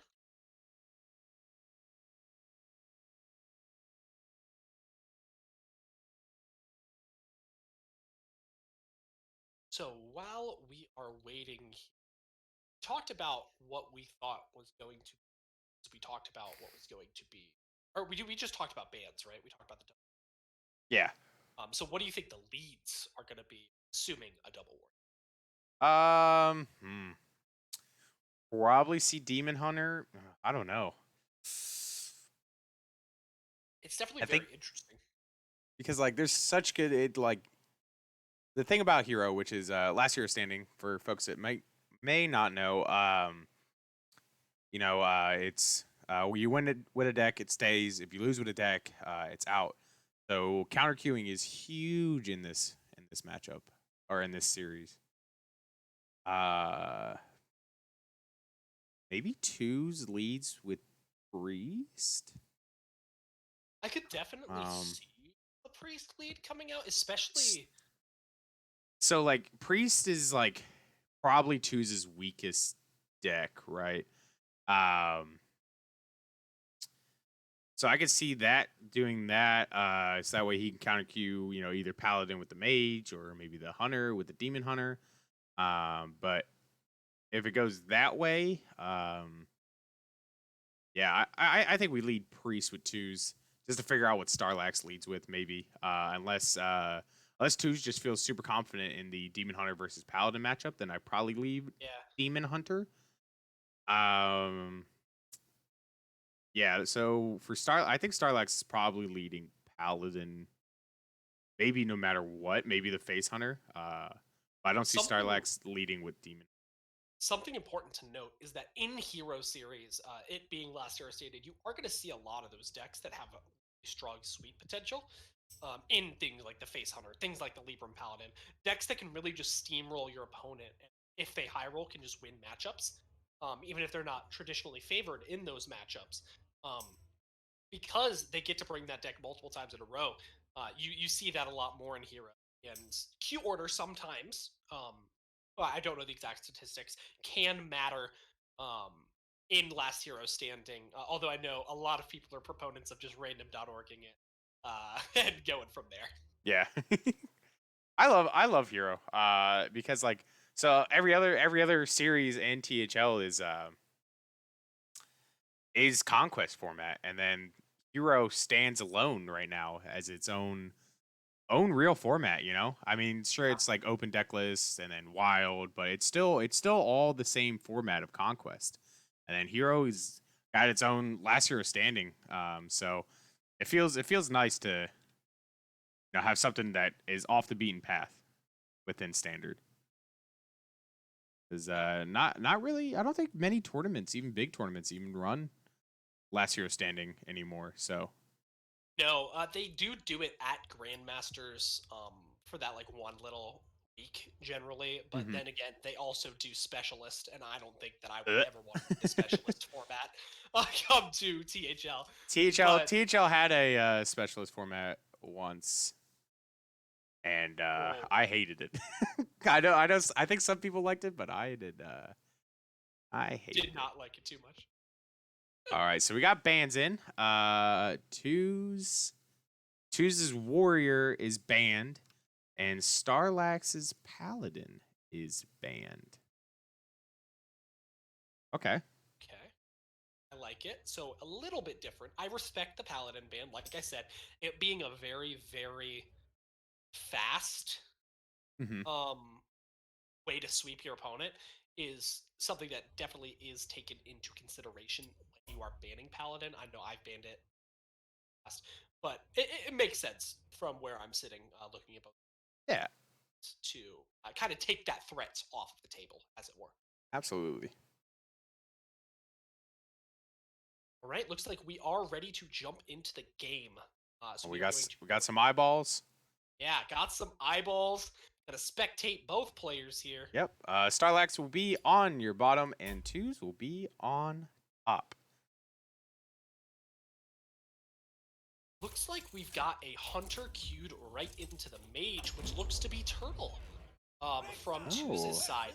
Now, this is very interesting. We do see the card to Defender, which is obviously a phenomenal card against Hunter. However, Hunter is so incredibly favored in this matchup. They just get to throw their cards at the face. Oh, it's Highlander? Yeah, it looks to be the low to the ground Highlander Hunter. Yeah. Everything 5 or less, and then anything above 5 is I am a huge brand. proponent of. I think that this deck is nuts. I just played it from about 10k legend to about 5k legend last night, and I dropped 1 game. Oh my goodness. Yeah, very, very fun deck. Very good deck. What he's looking for here is he's really looking to hit his Polkelt. Mhm. Polkelt into 7-drop into Dragon Bane is how it goes. So you'll always have the Brand, you'll always have the Dragon Bane on 6, is normally what you want to be doing if you can get that Polkelt on 4, and that's especially helpful versus Mage. However, this deck is a little bit more susceptible to Turtle if it can't draw those cards.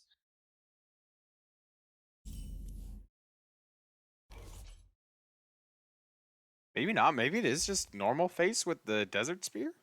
No, it's definitely It's definitely the low to the curve one. definitely the low curve Highlander. Okay. Yeah. Okay. With the Aug Merchant gets paired with Bone Oh Chewer yeah, Brawler. Bone Chewer Brawler and stuff. Okay. Yeah. I've seen this on Twitter and such thrown around. So I'm a huge proponent of it. I like it a lot. However, it does not have as good of a Turtle Mage matchup as its brethren Face Hunter does. And we might see that come into play here. We are going to go ahead and Frozen Shadow Weaver the 3-2, the correct target there, so you can get the full health 1 to trade into the 4-3.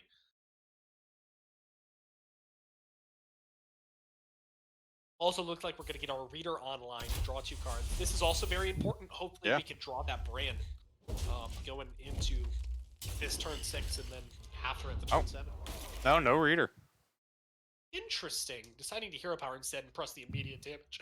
Yeah, I mean we're one off. We're one off. One more hero power, and our toxic reinforcement is online. So Yeah, for sure. Of course, from our side, we can see double Cartoon in Tues' hand, yeah, which is very, very, very good into whatever the hunter wants to do.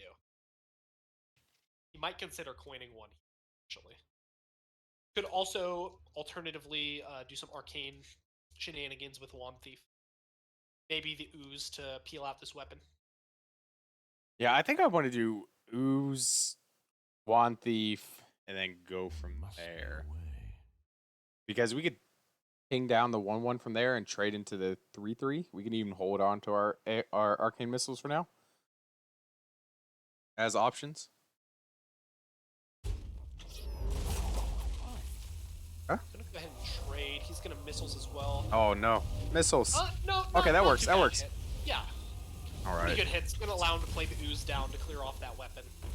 Put Starlax on almost no resources, but of course, Oh, there's the big brand. boy, the brand. Yeah, there he is. However, if we block with this card hit defender, that feels pretty bad. I always hate to see my 8/8 running right into a 3/4 with Well, I mean, we also have all these leper gnomes that come out this turn. we do. So we have ways to work through this, and the dwarven And sharpshooter. kill command. Kill command's not active right now, but It is active with the snake trap if we can get him to trade. Crean. oh, I think I want to Crean this turn. I don't think so. I think we brand this turn because it can still connect face. Trade your whole board to connect face, and you deal 6. He gains You 6, trade. so you put him down to 9. Yeah. You put him down to 9.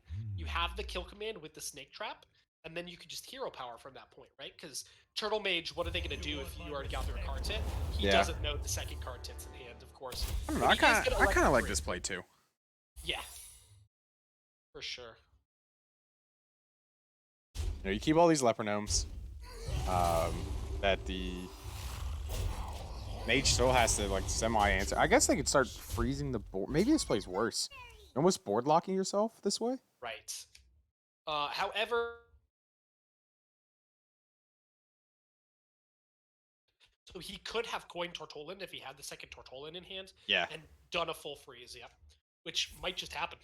might do it anyways. But this true aim is going to clear up some of this board In my hands now. and allow us. To, oh no, because Oh! they're This is the puzzle box variant of Turtle Mage. what? This is the variant What did you of just Turtle say to me? Mage that run puzzle box of Yogg Saron. So we might be in for some fantastic Hearthstone casting. Yeah. Oh, I like this play. Use the Dragon Bane while there's nothing on the board to ensure up that 7 goes face. How many puzzle boxes are going to happen this turn? Let's find out. Is this version good? This does not seem good. Relying on I don't puzzle know. box. How's your RNG? I mean, mine's pretty garbage, but we'll see what Tues has to say about it. I think we get at least 5 puzzle boxes in this turn.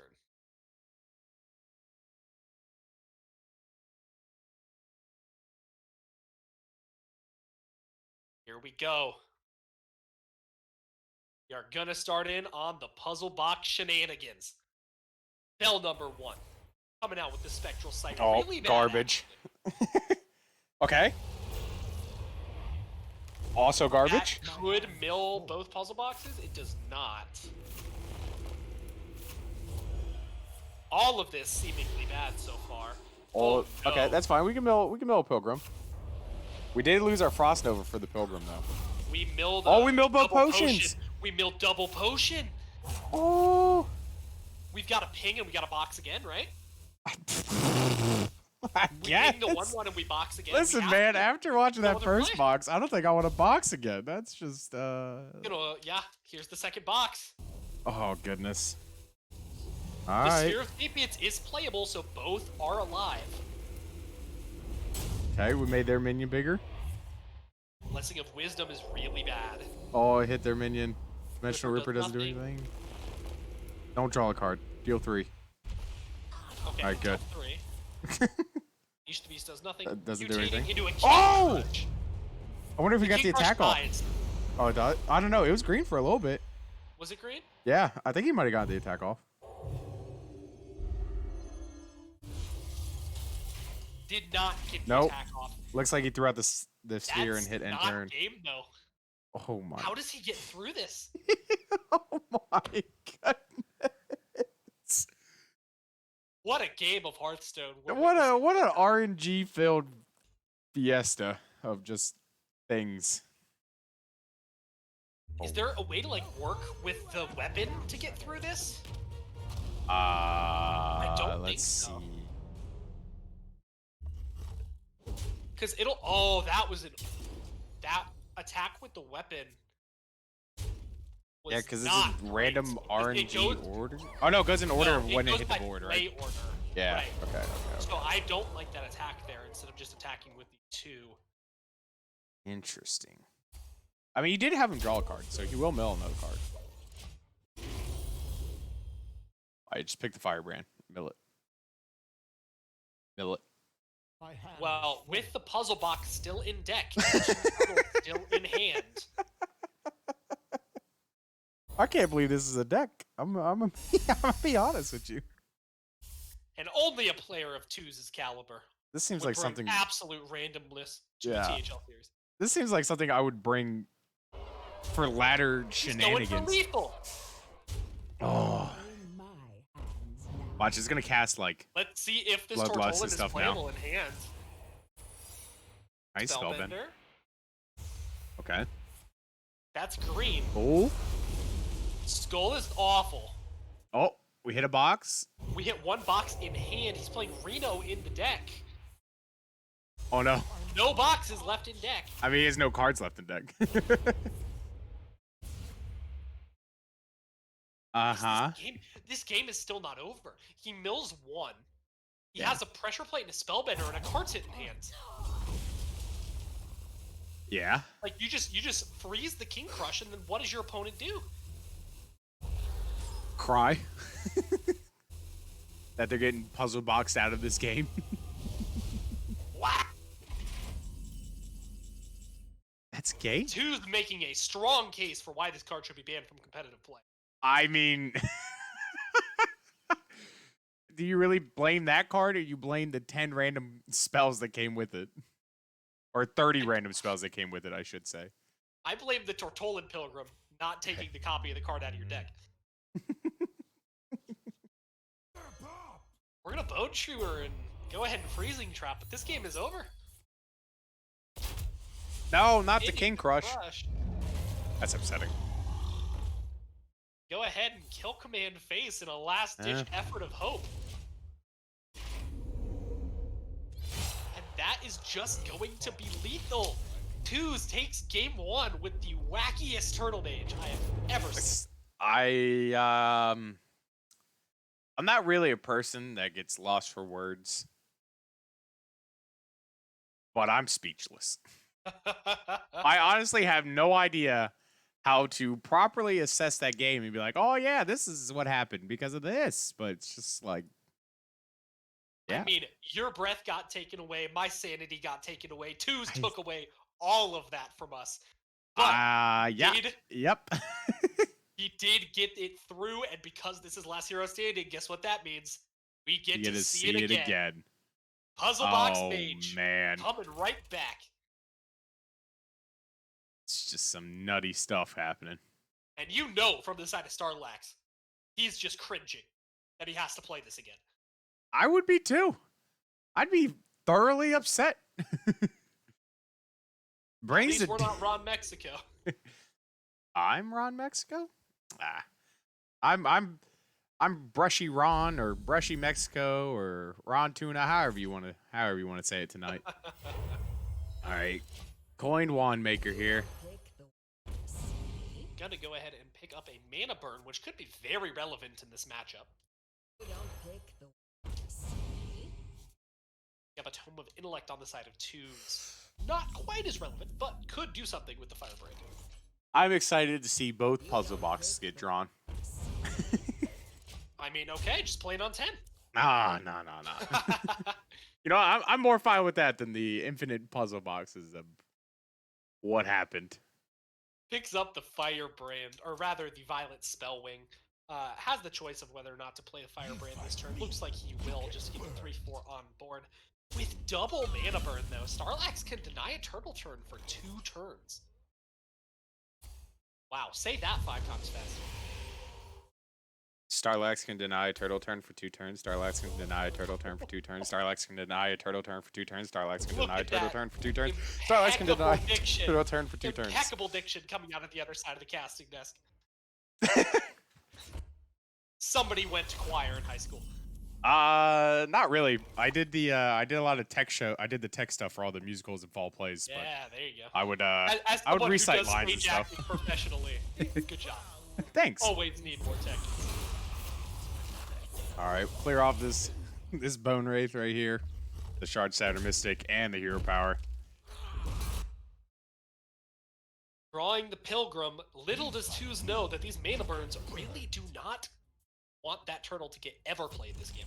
Yeah, but I mean, Starlax doesn't really have like a fast enough clock right now to like sure, we'll miss out on like 2 turtle turns, but as of right now, it's really not doing all that much. Like missing out on those turns. Like we need to find something here as Pressure. I don't like this. I don't like playing one of the mana burns into a turn 6. Like, what is this mana burn really accomplishing? Stopping a card tip defender? You don't really want to play it here anyway. yeah. I don't know. That was interesting. Playing the Marrow Slicer here. Oh, and he's gonna burn again? I guess kind of makes sense to ensure no taunts or anything comes down, so they can do extra damage. Yeah, he's trying to be mana efficient, and I can appreciate the fact that it is mana efficient. But you know what deck you're playing against. Draws a Potion of Illusion. That's pretty bad. But still having 1 in deck, so not the end of the world by any stretch. Nope.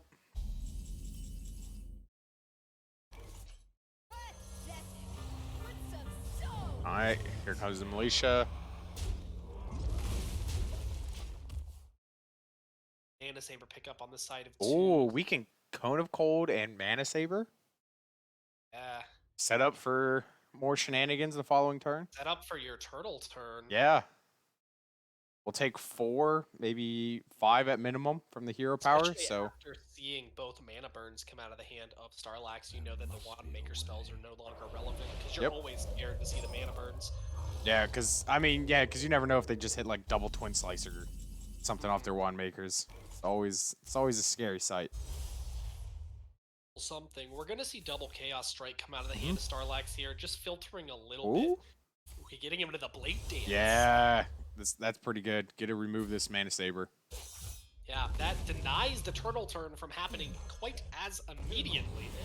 But with this much damage facing down Tues, he might just pull the trigger. I mean, we might just turtle freeze and hope to find another Well, we would turtle. turtle. We would, yeah. And then Ooh, card Reno the following turn. I like it. See what he I like it does. a lot.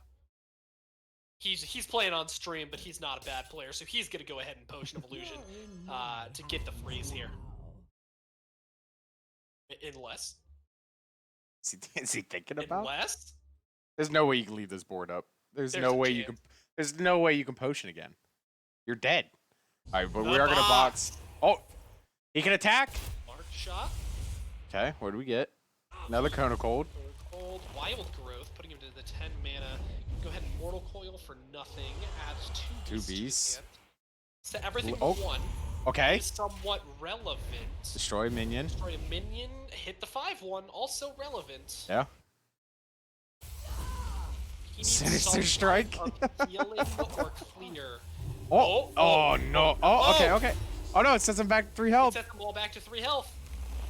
Okay. Frost Oh! Nova. Oh! Made a Frost Nova!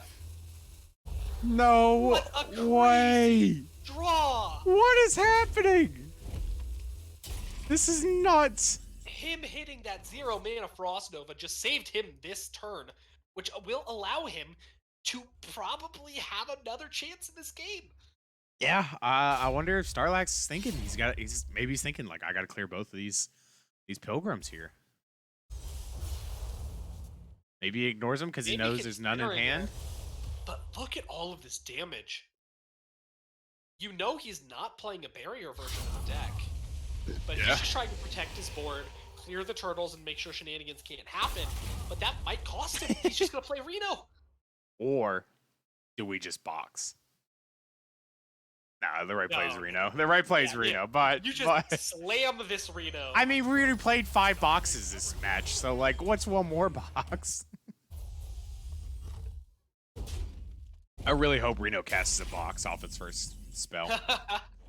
Oh, Tues okay. definitely knows that he's playing on stream. Trying to give us as much content as possible. 8, 10 damage. 10 damage coming through. Gonna put him at 7 7. health. Yeah.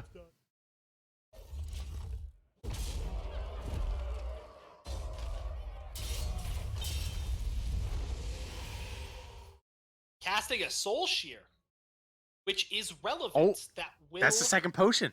That second potion, but we don't have the other turtle, and we still have a puzzle box in deck. The partner assignment generating the Hogsteed is going to allow him to clear this 5/2.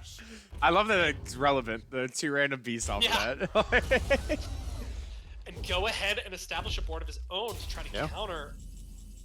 Soul Alright, Fragment being Starlax hoping for like a skull here off the top. Oh, Consume Magic's not bad. Consume Magic is fantastic. Yeah. Alright, Soul Fragment. Whatever. Could Get it out of draw here. him. A Twin Slice is Okay. so close. If he would have set the damage last turn, he would have won the game. Yeah. You know, that's the risk and reward. Oh my goodness. Another Libram of Justice. Reno saw your original Libra of Justice weapon was getting low, so here's another one for you, buds. We draw a This Ocean worthless. of Illusion putting this card tip back into the hand is Yeah. going to be vital to the survival of Tues on this next turn. Kane's Sun Fury is the draw that has to happen on the side of Starlax. Yeah, or a skull into it. Skull or Kane.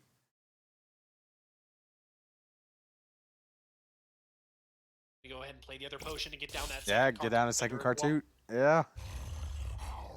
Tues is not out of by any bit, even sitting at 6 health against this Absolutely not. demon We're going to hunter. see what the top deck is on the side of Starlax. Will it be Kane? It will Oh! be Kane's Sun Fury coming off the top for Starlax, sending him to 1-1 in this series and getting that puzzle box mage out of the game. You know, What a draw from Starlax. I'm somewhat happy that the mage got beat because I don't have to deal with this puzzle box shenanigans anymore. But it's also kind of sad. Yeah. A poetic justice as we see the mage explode on the side of Tues as the Demon Hunter takes it down with the top decked Kane's Sun Fury. Now that we are going back to an actual, real Hearthstone series, what do you think is going to come out from the players? I Obviously, we know the Demon Hunter's playing yeah, out. the demon. We might just see Let's see. Let's priest. Depending on the priest, I think I'm down for a mirror, but I don't know. I like with closed deck lists, hard to tell. You know, there's some priests that do kind of well into Demon Hunter. You know, they got a ton of healing, got a lot of taunts and stuff. Like Res Priest does really well into Demon Hunter, so we could possibly see that. But we will see the mirror coming out. Demon Hunter mirror, it looks to be. We do have the information that Tues knows that Starlax is now playing Consume Magic. Yes. So that will be a thought that is in Tues' head throughout the course of this game. But It's all less, good Demon Hunter, yeah, it's less relevant in this matchup, right? Like, there's no real Yeah. big like silence targets, you know. So yeah, hitting a Cane can sometimes be relevant. why you don't play taunts? No, you don't play taunts. Yeah, the Consume Magic is just The card draw is the yeah, important part. yeah. It's a 1 mana card draw sometimes if it's in the outcast position. That's about it. Oh, and Tues is teched for this matchup with the Acidic Swamp. Yeah, he's completely ready for this Demon Hunter. I also have to say Tues has the advantage because he has a Rana over the non-golden. Oh, we're gonna have to completely hard disagree. Oh, come on, man. Illidan is 10 times better than Arana. I don't know about that, man. Come on. Look at those awful horns, just like looping around the back of her head instead of Illidan. Yeah, it's like Princess Leia here, man. Awful. Moving on. We see Tues go ahead and equip the Eldrazi Warblades. Gonna sit on it for this turn. Yeah. Man, does Tues not play golden cards, or does he have not enough Demon Hunter wins to have golden Warblades? The real questions. Yeah, the real questions I need the answers for. Second Spirit Jailer coming into the hand of Tues on this turn. Most likely get his Soul Shear. Yep, Soul Shear his own. Get his Demon Fragment shuffled in and go ahead and ooze. Yep, we'll ooze, so that way we can coin Skull next turn. Definitely looks like a weird play, just off rip like that, but setting it up for your Skull on turn 5 is well worth losing that 1-3. Makes perfect sense.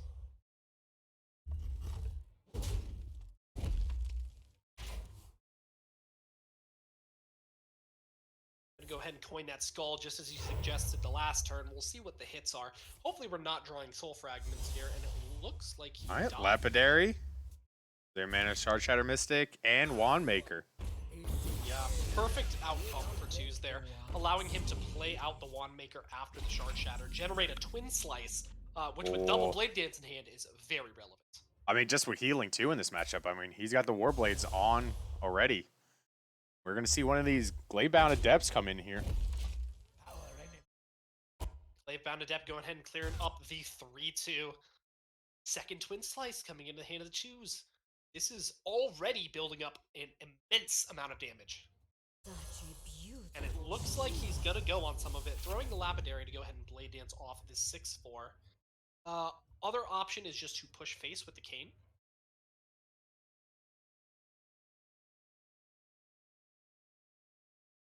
We have another Blade Dance in hand, so I'm fine with burning this one. You know, in just in case, like, Militia comes out next turn. I think I agree with that. Out of the rest... Jailer come down, or do you think we're just gonna rip one of these Twin Slices with Hero Power? I'm down for just Jailer Hero Power, I think. Yeah. For sure. Want to conceal the fact that we have double Twin Slice in hand, one of them being generated off of the Wand Maker. Yeah. Gonna heal up to 29 here, which is definitely a completely fine life total to be at. I mean, just one off your starting health seems seems good to go, you know? All right, let's see. We do have the Militia, but importantly, only he generating won? one. Yeah, 1-3-3 right.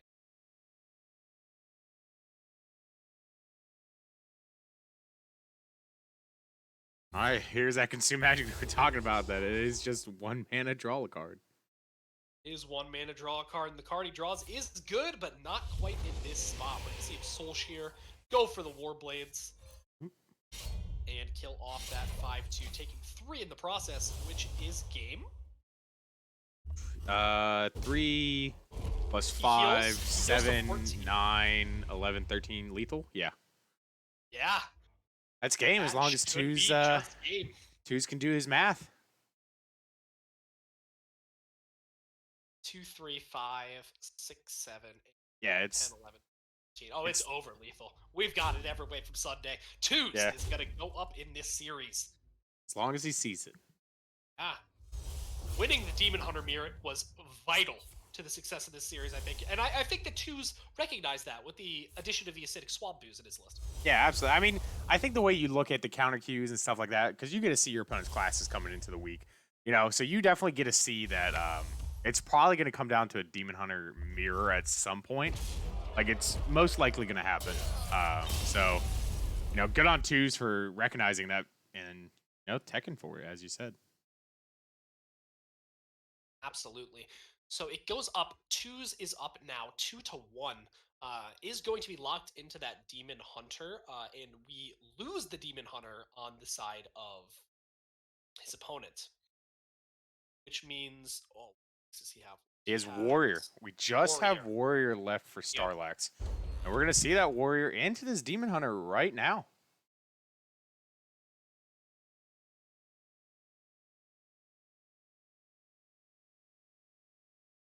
Looks so far to be a Bomb Warrior, but could also be Control based off the.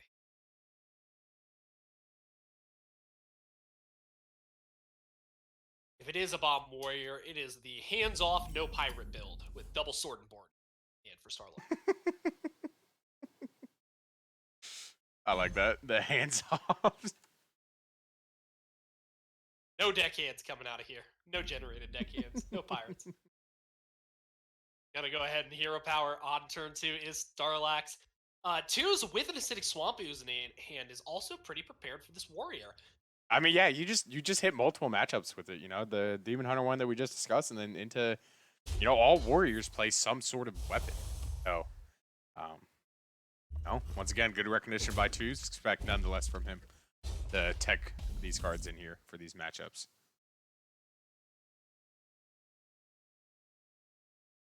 Play out the Quartermaster, getting him a shoot lackey, which is pretty relevant in this matchup. Adding extra damage to that sword board. That is not what you want to see, drawing your soul fragments early. Why not? It's not like you have cards in your deck that like deal with them being in the deck. Nah, what are synergies? They don't Yeah. exist. Synergy. Are going to go ahead and see the wrench caliber here. Will probably get cleaned up by this ooze. Although he might want to hold it in case the upgrades come down. There's a couple schools of thought on it that I've talked to some people about. Yeah, there's Dr. Krasnov too. If Starlax is running it, so there is a ton of reasons why not to rip the Swamp Ooze this turn. And I think you might see them. No, he is going to just decide to swamp ooze. I like this. Even if they have the Horn Pillager, they're spending their mana to do it. So it's not as awful. And we do not see the Horn Pillager currently in the hand of Starlax, even though he does have double upgrade. Alright, clear. Board. Look at the board, gain 4. Yeah, not bad at all. Running into Tues, though, he does have the option to hero power coin Glavebound, if he would like to. I think I like that play. Or we could just like Marrow Slicer this turn and hero power and swing 5. Either way, either play. Either play frees up those skulls to start getting to the left of the hand of Tues for him to be able to play them. It looks like he will elect to go with yours of just hero powering and hitting the face, ignoring the lackey. It doesn't mean anything. And I think he's right in this spot. He's got a lot of refill in his hand. He is ready and raring to go. 5 mana cutting class. Always feels bad. Oh. Alright, no more bombs left in the deck here for Tues. And another Swamp Ooze. So we are running double Swamp Ooze. We are fully teched out for this Warrior and the Demon Hunter matches. Just one of the beauties of THL. The fact that you can make those techs in closed series deck lists is something that makes THL very special formatting and something that is a bunch of fun to play if you have not. Yeah, that is the huge perk of the closed deck list is you can do these shenanigans. luckily finds the coerce on the side of Starlax to clear that 6-4. Start pushing a little bit more damage, but he's just got a lot of removal in his hand and not really a way to put pressure on until this Deathwing can come down. All right. Probably see the Deathwing here. Goes to 1 health. I mean, we could also just brawl. Yeah, brawl, shield slam. Gonna go with the Looks Deathwing. like the Deathwing's gonna be the pick. I think there was some consideration there for maybe brawling. Yeah. See what lives. You could even sword and board if the 3-2 lives. Yeah, absolutely. Yeah, I think maybe Starlax is hoping that Tues does not have like a soul share, which we see he does. So that way he had to face tank the 12, maybe to get rid of it. We are going to push 6 this turn with the Lapidary and the Hero Power, taking away all of the armor. Although we do have a way to gain it back with that Sword and Board. A little bit. Corsair Cash, big pickup for Starlax from his point of view. Yeah. All right. Start slapping on these upgrades that have been sitting in our hands this entire time. He is going to double upgrade here, and he is going to fall into a huge trap with that Acidic Swamp Ooze sitting in the hand of Tues.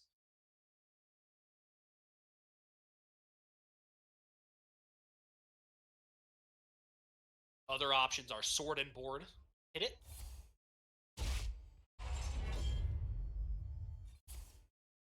Oh, it looks like... Interesting. So we're spending a lot of our resources here. Instead of just armoring up, shield slamming, he decides to...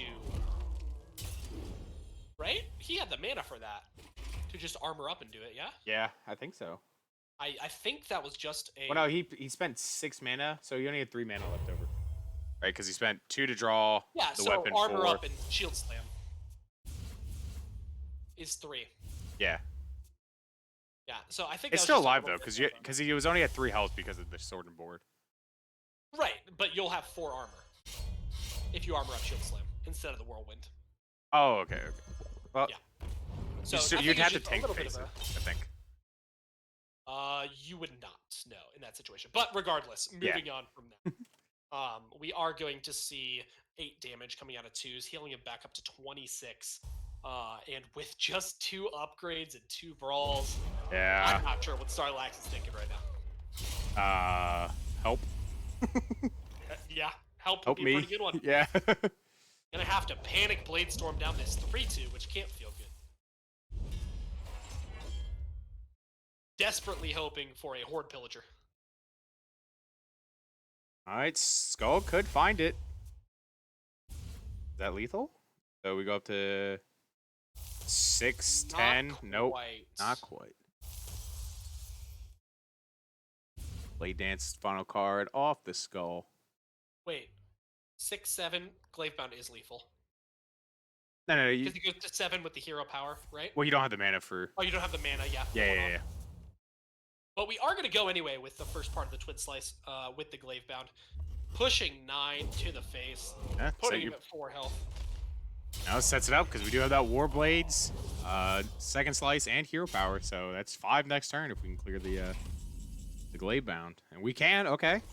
We can clear the Glavebound. We're not out of this yet.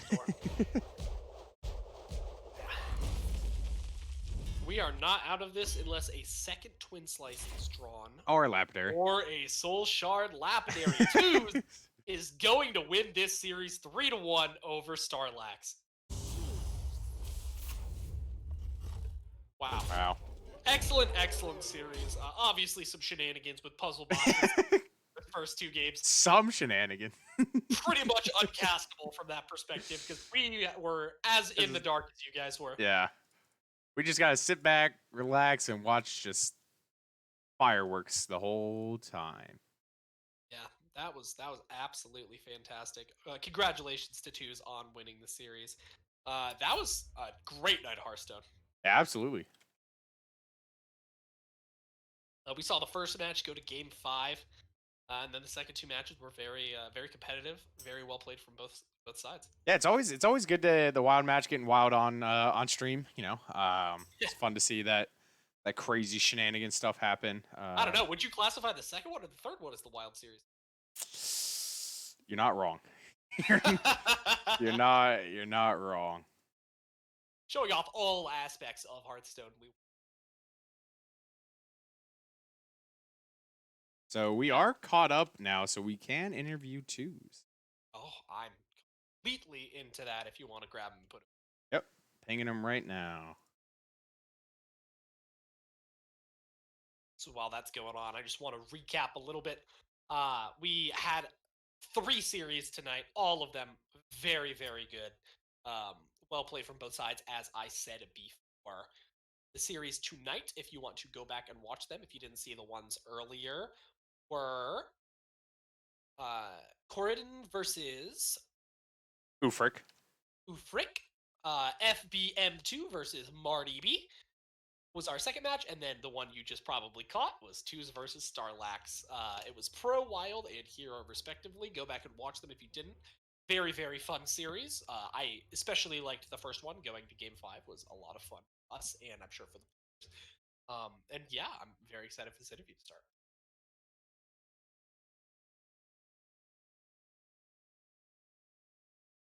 All right, calling Tues now. Good to me. Hello? Hey. Yo, what's up? How are you doing? Dude, kind of sad that I died with my box mage, because I want to play with more, to be honest, but... We were incredibly ecstatic that you lost on the box page, so we could actually have a castable series first. I mean, how do you cast Infinite Puzzle Box? You don't. You sit there. Just and lots of yelling. Just watch. Yeah, just Literally, go back and watch the VOD. Just like completely like losing all control of our bodies and screaming. Yeah. Yeah, super, super well played from you. Congratulations. Obviously, a well-fought series. We saw that you had double acidic swamp ooze in that Demon Hunter. Do you want to run us through your thought process there? Yeah, he just had, besides his paladin, he had all weapon classes, so I just my decks are all super weapon teched. I had double sticky fingers. I had control warrior with double sticky fingers, and I had double sticky fingers in my priest. Oh, wow. Okay, we just didn't end up seeing them. Mm-hmm. Okay, for sure. Yeah, so that would make sense with that paladin band. We were originally thinking it was going to be a double warrior band, but the fact that you full weapon teched it out really highlights what we were talking about a little bit earlier, that THL is great in closed format or closed deck list format, because you can really throw those texts in and really build your lineup around it. Yeah. Yeah, I think the weapon techs, like, against the hunter, they're, like, kind of okay, but I mean, against the warrior, it just, like, destroys, like, a third of their deck, basically. Yeah. And then, as a demon hunter, it just takes, like, taking the war blades is huge to stop the healing, and then also just taking the 4-2, like you saw, got me, like, good health swing. I don't know if it prevents it a glade bound, but that's huge if it did that as well. We saw a big portion was the double ooze. He was sitting on double upgrade all last game. Oh. Yeah. So the double ooze completely shut him down. We thought that he had the resurgence from his perspective when he drew that Corsair cache, but seeing the second ooze in hand just had to be so demoralizing when it came down. Yeah. Yeah, but super, super good text, obviously. Great series. Do you have any questions for him, Mr. Tuna? I'm just upset that you didn't warn me that we were going to see infinite puzzle boxes. You know, I would have liked a small ping, like, by the way, I'm running infinite boxes in my mage. Huh? I play that deck every week. Oh, do you? This is the first I know. I mean, you're not allowed to, like, go. Last week. Yeah, you were on stream last week and it did get banned out. So right. I casted that match and I did not see it. Everyone that plays against Tues, if you're on stream, ban his mage. Not just kidding. let him box it out. I mean, you can try to target the box mage. I don't really know how you do it. Just kind of like kill you before turtle. I guess. Like. Yeah. I don't know, turtle mage is hard to kill before though. It's like it's so mid-rangey. Yeah. Yeah, especially with the box mage too. Like you just, if you get to turn 8, you don't even have to do turtle shenanigans. Sometimes you can just box and win. Yeah, exactly. I genuinely think the box mage is better than wizard mage. I think the best turtle mage is the secret one with the Cloud Prince. Yeah. So you think? I don't know. You think random RNG shenanigans is better than a deck with an actual kill combo in it? Yeah. Yeah. Okay. All right. Well, I think that if you want to do the kill combo, you do the secret, the ice barrier with Cloud Prince. Right. Yeah, And then I am a think- fan I of think the Blizzard. secret I think one. the Blizzard and Frost Nova just do the same thing. Generally. Yeah. Yeah. And then Box does things that literally no other card in the game does. Also, playing the Reno came in clutch. Yeah, the Reno, because I netdecked this deck, like, so someone tweeted it, like, I don't know, like 2 or 3 weeks ago, and they had the Reno in there, and I just kind of stuck with it. It's fun, more random. Yeah, absolutely. Just throw all the randomness. This is the class identity of Mage right now is just generated by and random. Yeah, Yeah, for makes sure. makes sense. Congratulations, Tues, again. Fantastic series. Do you have any shout outs before we head off? Thank you. Shout out Bill. I know I probably gave Bill a heart attack. He hates the box mage. Not for the culture. I don't know if I saw Bill in chat tonight, but I hope he catches the VOD and stays tuned long enough to at least hear the apology. All right. Well, congratulations again. We are going to end up ending our stream here pretty shortly. Any last thoughts, Mr. Brushy?